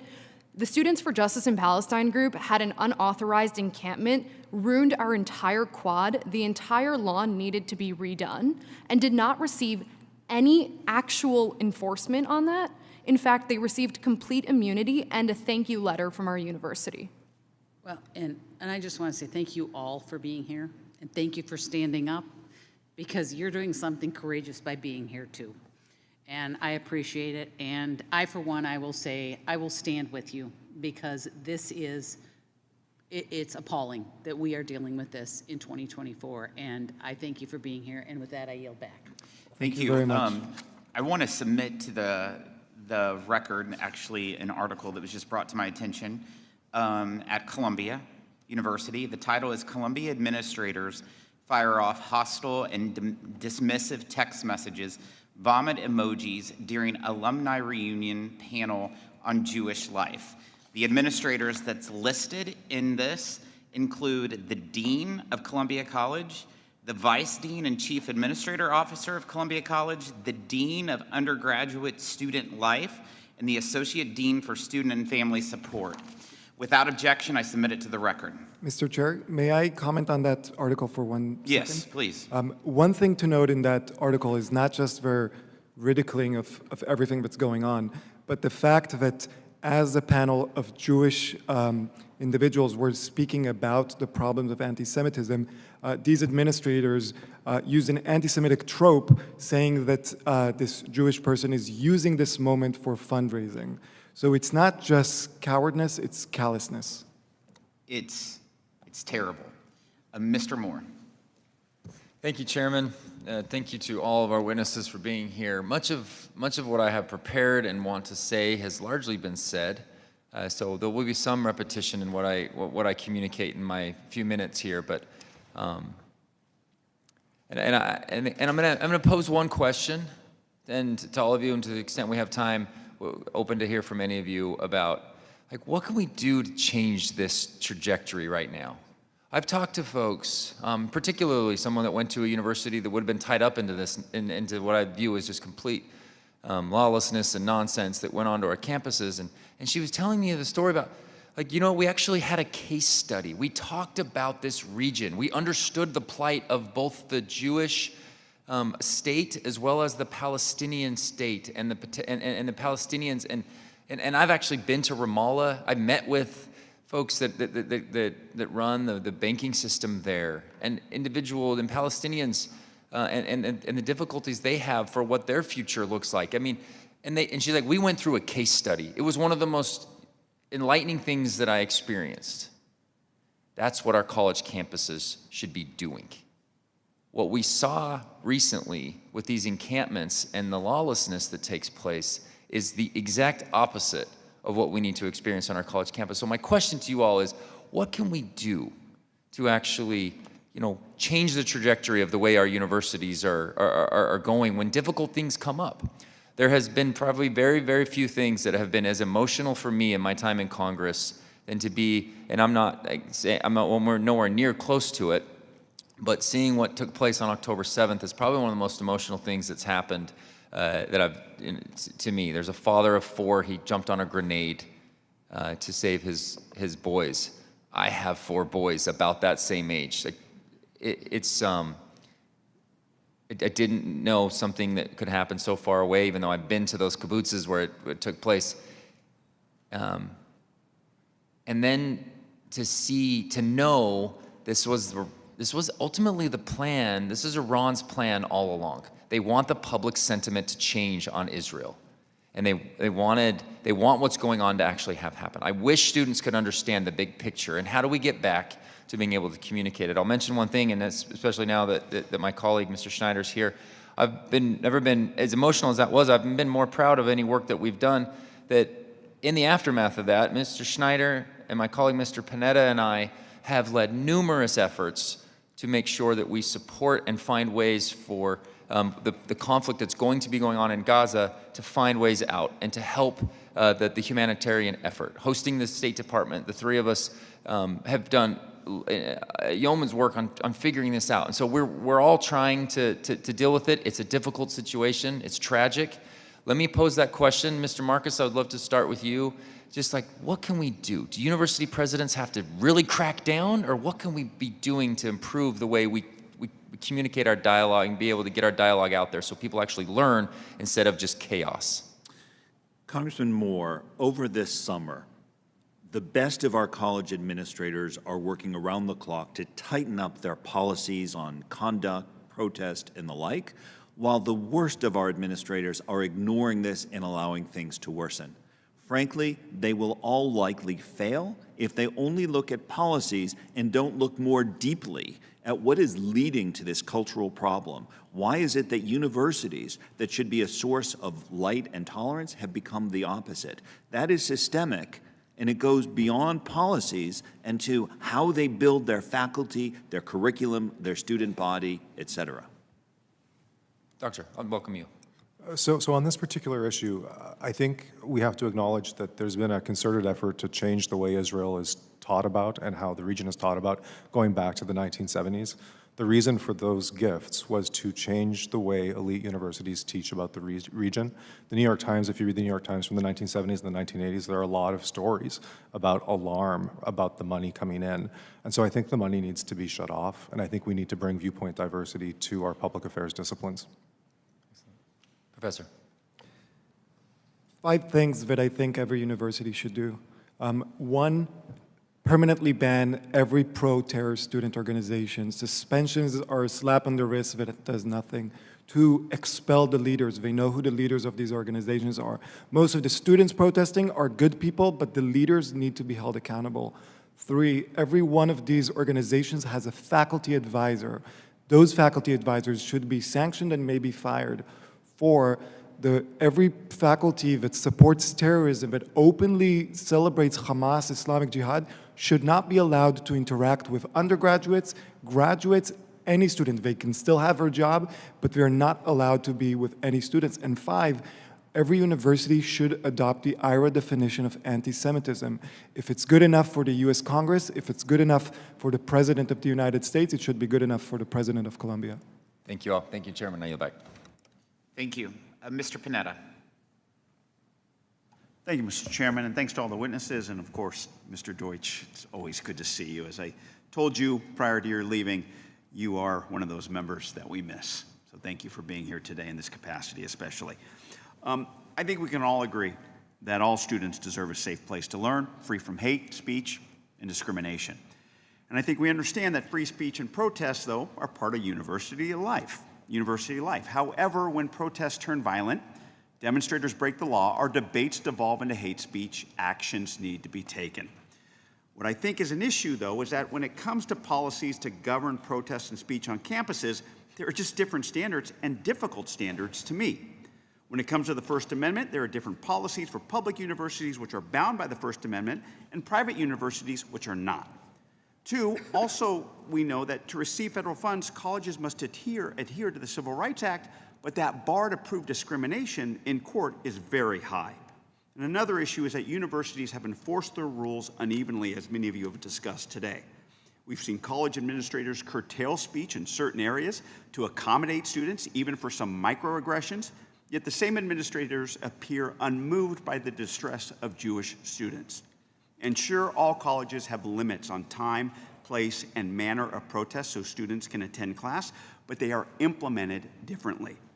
We know that there are examples of universities getting this right by addressing anti-Semitic actions while shutting down protests that endanger the campus community. I saw that in my district at a local university, and it was even written about by a student who wanted to get to class and appreciated the university's actions to clear the protest. Now, unfortunately, though, some of these positive examples are overshadowed by the missteps of others. When university administrators have taken action against demonstrations, they've been accused for going too far as well. Moreover, heavy-handed policing can galvanize protesters and prove counterproductive. Despite that, though, we should ensure that the positive examples are followed and that we have mechanisms in place to support Jewish students and address and prevent anti-Semitic incidents on campus. Look, we can agree that colleges should protect the rights of students to raise their hands in class in which they can make claims about the Jewish state or even express misguided support for a terrorist organization, because the airing of bad ideas is an important part, not just of college life, but of American life. But letting protesters yell intifada and intimidating Jewish students trying to get to class is not consistent with free speech. Nor is there a free speech right to occupy parts of a university. And yes, we support freedom of assembly as part of the First Amendment, but that does not mean that protesters have a right to assemble anywhere if it means that it prevents other people from using public spaces. And of course, damaging property and defacing statutes is a crime whether you are on campus or in a public park. So if there are lawbreakers that are practicing civil disobedience, they need to do it in a way, as Martin Luther King Jr. said, do it openly, do it lovingly, but doing with the willingness to accept the penalty. Now look, all of you have expressed disappointment in your testimony about the responses from colleges on this issue. We can condemn anti-Semitic speech from students. However, it is ultimately the university leaders to protect students on campus. Now, Mr. Deutsch, you talked with my colleagues' questions about what Congress can do. What should universities be doing to address some of these issues that I talked about so that we can prepare for the coming school year to ensure that basically, yes, we protect free speech, but we also crack down on hate speech?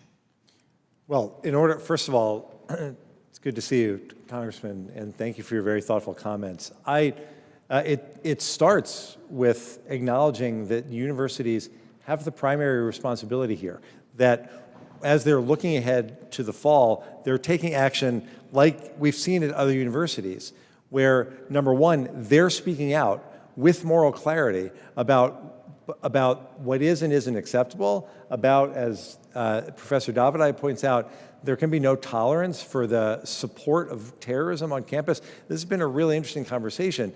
In real life, on college campuses, there are students who are actively speaking out in support of the terrorists who committed the 10/7 atrocity. They should be speaking with more clarity. They should be making sure that the code of student conduct on their campus has been updated to reflect the moment. It should be clear what the repercussions are if it's violated. They should make every student acknowledge what those repercussions are. We've heard this earlier, so that it's clear what will happen, and then they need to actually follow through if the code of student conduct is violated. Those are all important steps that they should be putting in place right now before a single student comes back to campus to set a tone for what is and isn't acceptable, to create the kind of university community that every university president claims that they want. Thank you. Mr. Chairman, I yield back. Ms. Van Dyne. Thank you very much, Mr. Chairman.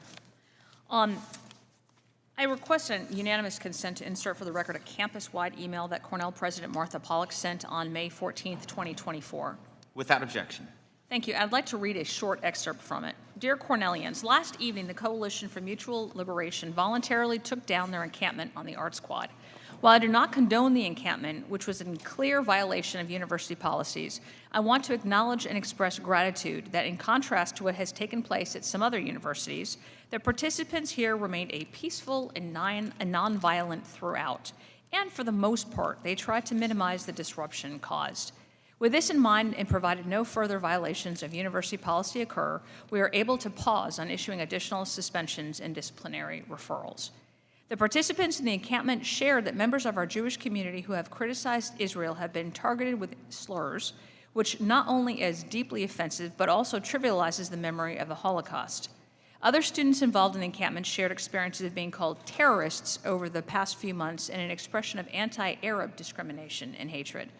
No matter one's political beliefs, using such rhetoric which questions the basis of someone's religious, cultural, ancestral, or any form of identity is unacceptable. And I implore everyone in our community to think carefully about their words." End quote. It's disappointing that after the chaos and the distress that were caused by mobs of students who set up illegal encampments that raged with anti-Semitism across the country, and Ms. Dorr, you described this as anything but peaceful and non-disruptive. But it's disappointing that one of President Martha Pollock's last acts as the president of Cornell University is to express concern that a single student in the encampment says that they were called a slur after Jewish students on Cornell's campus feared for their lives after numerous death threats and harassment that raged for months without end. Ms. Dorr, I want to thank you again for taking the time to testify before this committee. Can you please share with us how you felt when you received this email, and how did you feel when you read that the president of your university said that the encampment participants here remain peaceful and nonviolent?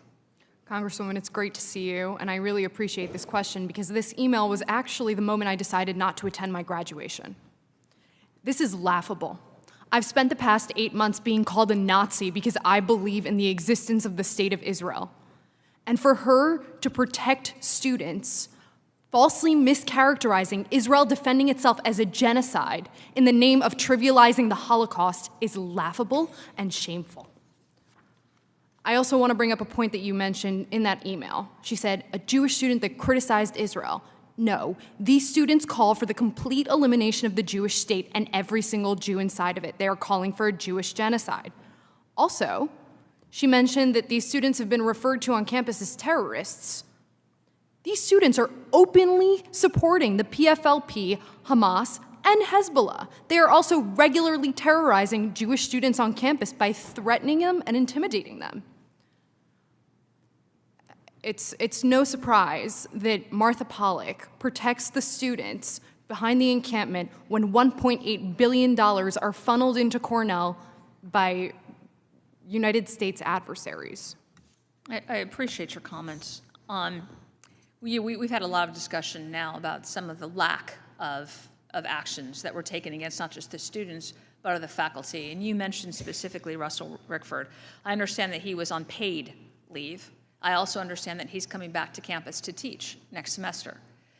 Your comments on how to handle that is quite clear. And I think as a committee, looking at universities and whether or not they are teaching anti-American hate, whether they are teaching things that are specifically aimed at creating distrust, division, violent outbursts that are being promoted by their own professors, their own administration, I think that's something that we have to take seriously. Whether or not that's on campus or off campus, if they are putting out stories, if they are putting out articles, yes, while that may not have been written on campus, it does say a lot and it does reflect a lot on the university. And whether or not these universities are actually upholding a pro-America position, and yet they're getting taxpayer-funded dollars, and they're also getting tax-exempt status. And I know that this is something that the chairman takes seriously, has spent a lot of time looking into, and that as a committee we're going to continue to look into. So again, thank you very much, and I yield back my time. Thank you. Mr. Feenstra. Thank you, Mr. Chair. I want to congratulate you, Ms. Dror, on graduating. I had 3 kids that graduated this year. So it's awesome. It's awesome. And I wish you the best as you move forward in your life. I was on faculty at Dordt University, one of my local universities near my hometown. And being on faculty meant that I was responsible for the students there, that I was responsible for their safety, I was responsible for what they learned, and we could debate, we could argue, but at the end of the day, it was, we do it in a safe environment. And that's what's so disappointing about this, is that we have a failure by tax-exempt universities to provide and enforce discipline on students that are found to violate the basic rules of their institution. So as a committee on Ways and Means, we must look at our responsibility. Right? We can always talk about the universities. I get it. Universities have a tremendous amount of responsibility. Their board of trustees got to do things. We just talked all about that. But we have the obligation to decide whether an organization is tax exempt or not. Bottom line, that's our job. And you start looking at Title VI of the Civil Rights Act. Okay. Title VI of the Civil Rights Act, if a complaint is investigated, and we can talk about this shortly, Mr. Marcus, because I want to know about this, but if a violation is made, to me, there's got to be a solution that it never happens again. And the solution to me is losing your tax-exempt status. I mean, frankly, this happens in business. In business, if you violate a certain status, or if you're tax exempt, if you're a nonprofit, all right, you get your tax exempt pulled away. That's the same thing that should happen here. So I want to ask each one of you, Mr. Dror, what do you think about this? I mean, do you think the federal government should act in this purpose? Because to me, if you pull away their tax exempt status, things change very quickly. Trust me, they will change. What do you think about that? Absolutely. And as I mentioned before, Chairman Smith's investigation into these universities have finally gotten them to act. That is the only thing that is pushing them to act. Yes, yes. Professor, what do you think? I completely agree with your assessment. The only thing that I would say is there is no difference between college campuses and the House Committee because they are training your future colleagues. So if you don't act now, your future colleagues will not let you act when they get to Congress. Well said. 100% agree. Doctor? So the Department of Education should issue findings that these universities are not doing anything to ensure that Jewish students have access to the education that Title VI guarantees them. And at that point, if it should make real demands, right? It should say, audit your foreign gifts, audit your academic programs for anti-Israel bias, enforce your policies, take a hard look at how you're socializing international students to the norms and expectations of the campus. And if the universities do not comply with those expectations, then it's time to begin an administrative proceeding to end their access to Title IV aid. I also think it's time to start talking very seriously about raising endowment taxes and about ending the tax-exempt status. Yep. And you sit on the OCR, you have. Yes. So I'd love to hear what you have to say on this. So, Congressman Fenstre, it is rare that a university is adjudicated liable for violation. And why is that? It's difficult and expensive to get to that point. It's also rare that OCR has formal findings of a violation against a university. If universities knew that a formal finding or adjudication under Title VI could jeopardize their tax funds, you would see them respond much more forcefully to credible allegations. Yes, thank you. Finally. Thank you, Congressman. Look, I want to just use this as an opportunity to thank you and urge the committee to keep at this in a bipartisan way. This is not a partisan issue. No. We should be looking at every possible way to get universities to ensure that they're living up to their own ideals. And if this is a way to start that conversation and get them there, then we ought to be having that conversation. You know what? When you affect the pocketbook, it makes a difference. Then people respond. And it's a tragedy that's what it takes, but it is. And these board of trustees, the only way they're going to learn is you take away their tax-exempt status. And it starts with Title VI in the Civil Rights Act. And it starts with using the Office of Civil Rights to start finding these schools and what they're doing and go after them. So thank you for each one of you for being witnesses. Thank you. I yield back. Thank you, Mr. Byer. Mr. Chairman, thank you, and thank you all for hanging in for more than 3 hours for this as we come and go. I'm very concerned about it. I think all of us here in a bipartisan way are concerned about it. I was disappointed that not a single Republican joined Congressman Castan's appropriations letter to ensure that the Department of Education's Office of Civil Rights had the funding it needed to pursue actual anti-Semitic crimes on college campuses.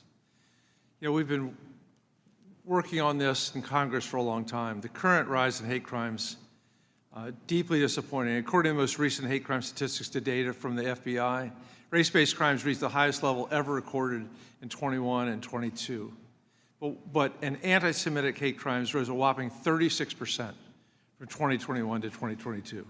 But one of the key things we know about hate crimes is that they are also dramatically, drastically underreported. So that we know that even from this limited data, we're not getting the full picture. Mr. Olson, Mr. Upton, Mr. Buchanan, all three Republicans, and I partnered with Judy Chu to successfully pass the Jabira Hire No Hate Act. And that was to better support law enforcement to report and respond to hate crimes and set up state hate crime hotlines so that people who didn't feel comfortable going to the police station called them in. And while that bill is meaningful, we were very proud of it, it got signed into law, and yet the reporting of the incidents has gotten worse. It has not improved at all. And at a time when reporting has gotten worse, FBI Director Wray was here in the fall to tell us that crimes towards Jews are reaching historic levels. I introduced a bill recently with Don Bacon, a Republican from Nebraska, the Improving Reporting to Prevent Hate Act. And I would love to have all my Republicans join me on this. It set up a process where DOJ evaluates jurisdictions with over 100,000 citizens to make certain that they are credibly reporting hate crimes. The goal is to ensure that we have a better handle on where these anti-Semitic incidents are occurring, how we can better track and address and prevent them. And Honorable Mr. Deutsch, welcome back. Can you speak about how a bill like this would be an asset in addressing the anti-Semitic crimes? There's, as we've talked about over the course of this hearing, it's important for us to be able to really tackle anti-Semitism, for us to follow through and hold people accountable and hold universities accountable. We need more funding for the Office of Civil Rights so that they can do it.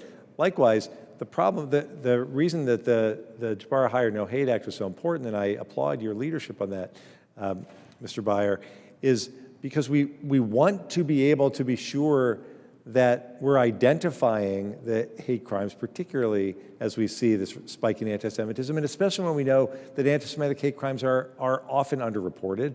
And the way to do that is to ensure that there is adequate funding to help get us there. So I applaud your efforts continuing to focus on that. I think it's an important way for us to move forward. Great, thank you very much. Mr. Chair, this late hour, I yield back. In Missouri, this is still very early.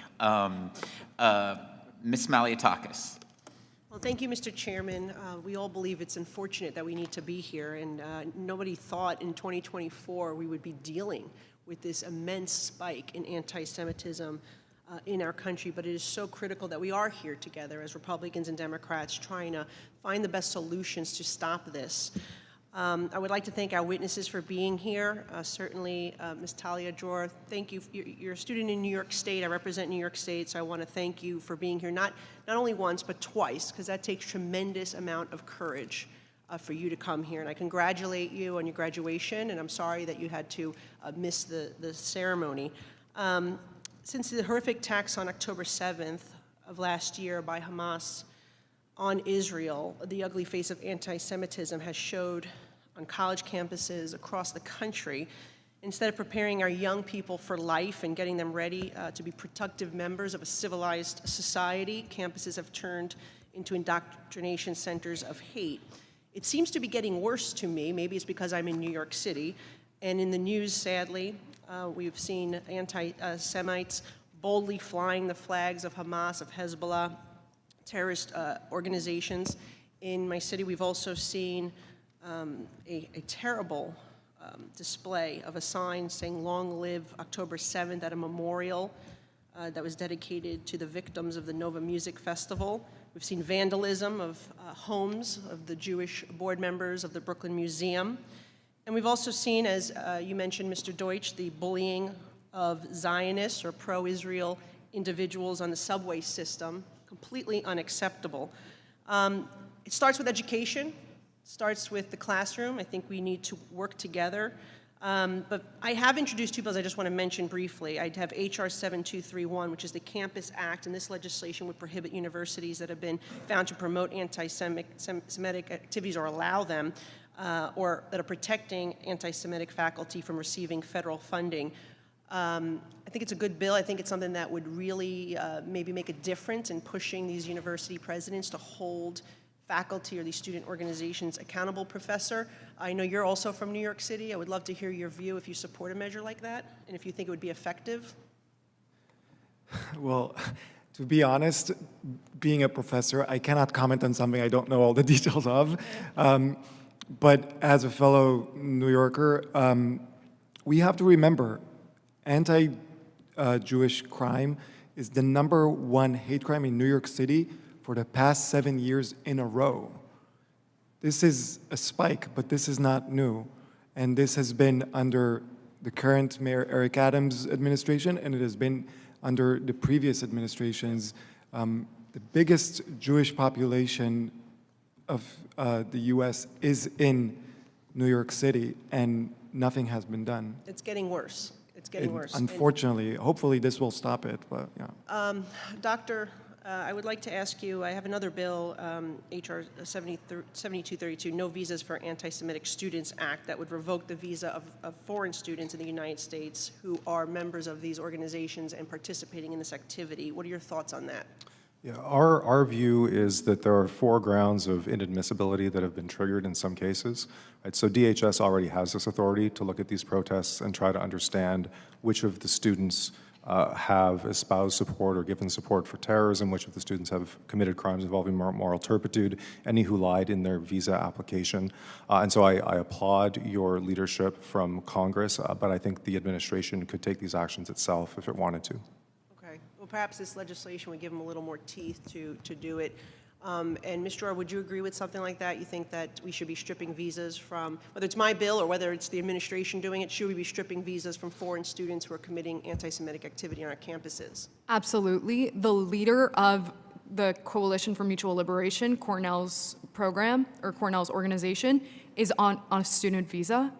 He should get that student visa revoked yesterday. It's a perfect example, Doctor. It's obviously not happening at the administration level. Hopefully we can push them with new legislation. Mr. Deutsch, you're obviously a subject matter expert on these issues as a member of Congress formerly. We'd love to talk to you about education. What can we do more to educate young people about the Holocaust, about the history of Israel? We have a Jewish student here who was called a Nazi by a fellow student. It's outrageous, simply because she supports Israel. Social media misinformation. You know, these students that are doing this, they're actually proud to have the endorsement of Hamas and Iran. What can we do to educate young people, both at the state level and the national level? I can answer that in 10 seconds. It's good to see you again, Congresswoman. Look, you touched on each of the key pieces. One, on social media, it is absolutely true that the majority of young people now get their news in 10-second, 6-second videos on TikTok and on Instagram. We have to make sure that the social media companies, that these platforms uphold their own rules, and then Congress is taking a hard look at that as well to make sure that they are, and other steps that can be taken. In the K-12 space, we've got to be sure that as we see the explosion in some parts of the country of curricula that not only don't accurately teach history, but specifically try to exclude Jews and the teaching of anti-Semitism and the Holocaust, that we go the other way, that we make sure it's not just the Holocaust that we're studying, but the contributions of Jewish Americans to our country, that Jewish American Heritage Month is actually observed around the country in our businesses and in our local governments and every place where we have an opportunity to help educate people. That's another way. And on college campuses, our we have an obligation to make sure that everyone on a college campus, including the residential advisors, including the members of the administration, not just the administration and his or her team, but everyone in the university has a chance to learn, again, yes, about the Holocaust, but also about the history of anti-Semitism, the history of the Jewish people. And frankly, it's important for everyone to understand the history of Israel so that these outrageous claims about Israel being a white settler colonialist enterprise, instead they'll actually learn that Israel is the homeland for the Jewish people with 3,000 years of history of Jews being connected to that land, that the state of Israel not only is not a white settler colonialist enterprise, but that the majority of Israelis are actually people of color. There's an enormous amount of education that's required. AJC, other groups play a role there. Our educators play a key role there. And I applaud you for raising it. It is the most important thing that we can do long-term to make sure that people understand the facts and so we can all push back against the kind of anti-Jewish hatred that we've seen. May I just add that the majority of U.S. states do not require schools to teach about the Holocaust. Only 20 states have rules that you must teach about the Holocaust. 3 more have recommendations, and the rest nothing. So when, as a professor, at the point when I get my students to come to class, many of them, maybe a majority of them, have never taken a class about the Holocaust. So they go to TikTok. Thank you for your insight and ideas. Thank you. I want to thank each and every one of you all for taking the 4 hours to be in this hearing and for your words. You can count on us not stopping and rooting out this evil problem. Please be advised that members have 2 weeks to submit written questions to be answered later in writing. Those questions and your answers will be made part of the formal hearing record today. With that, the committee stands adjourned.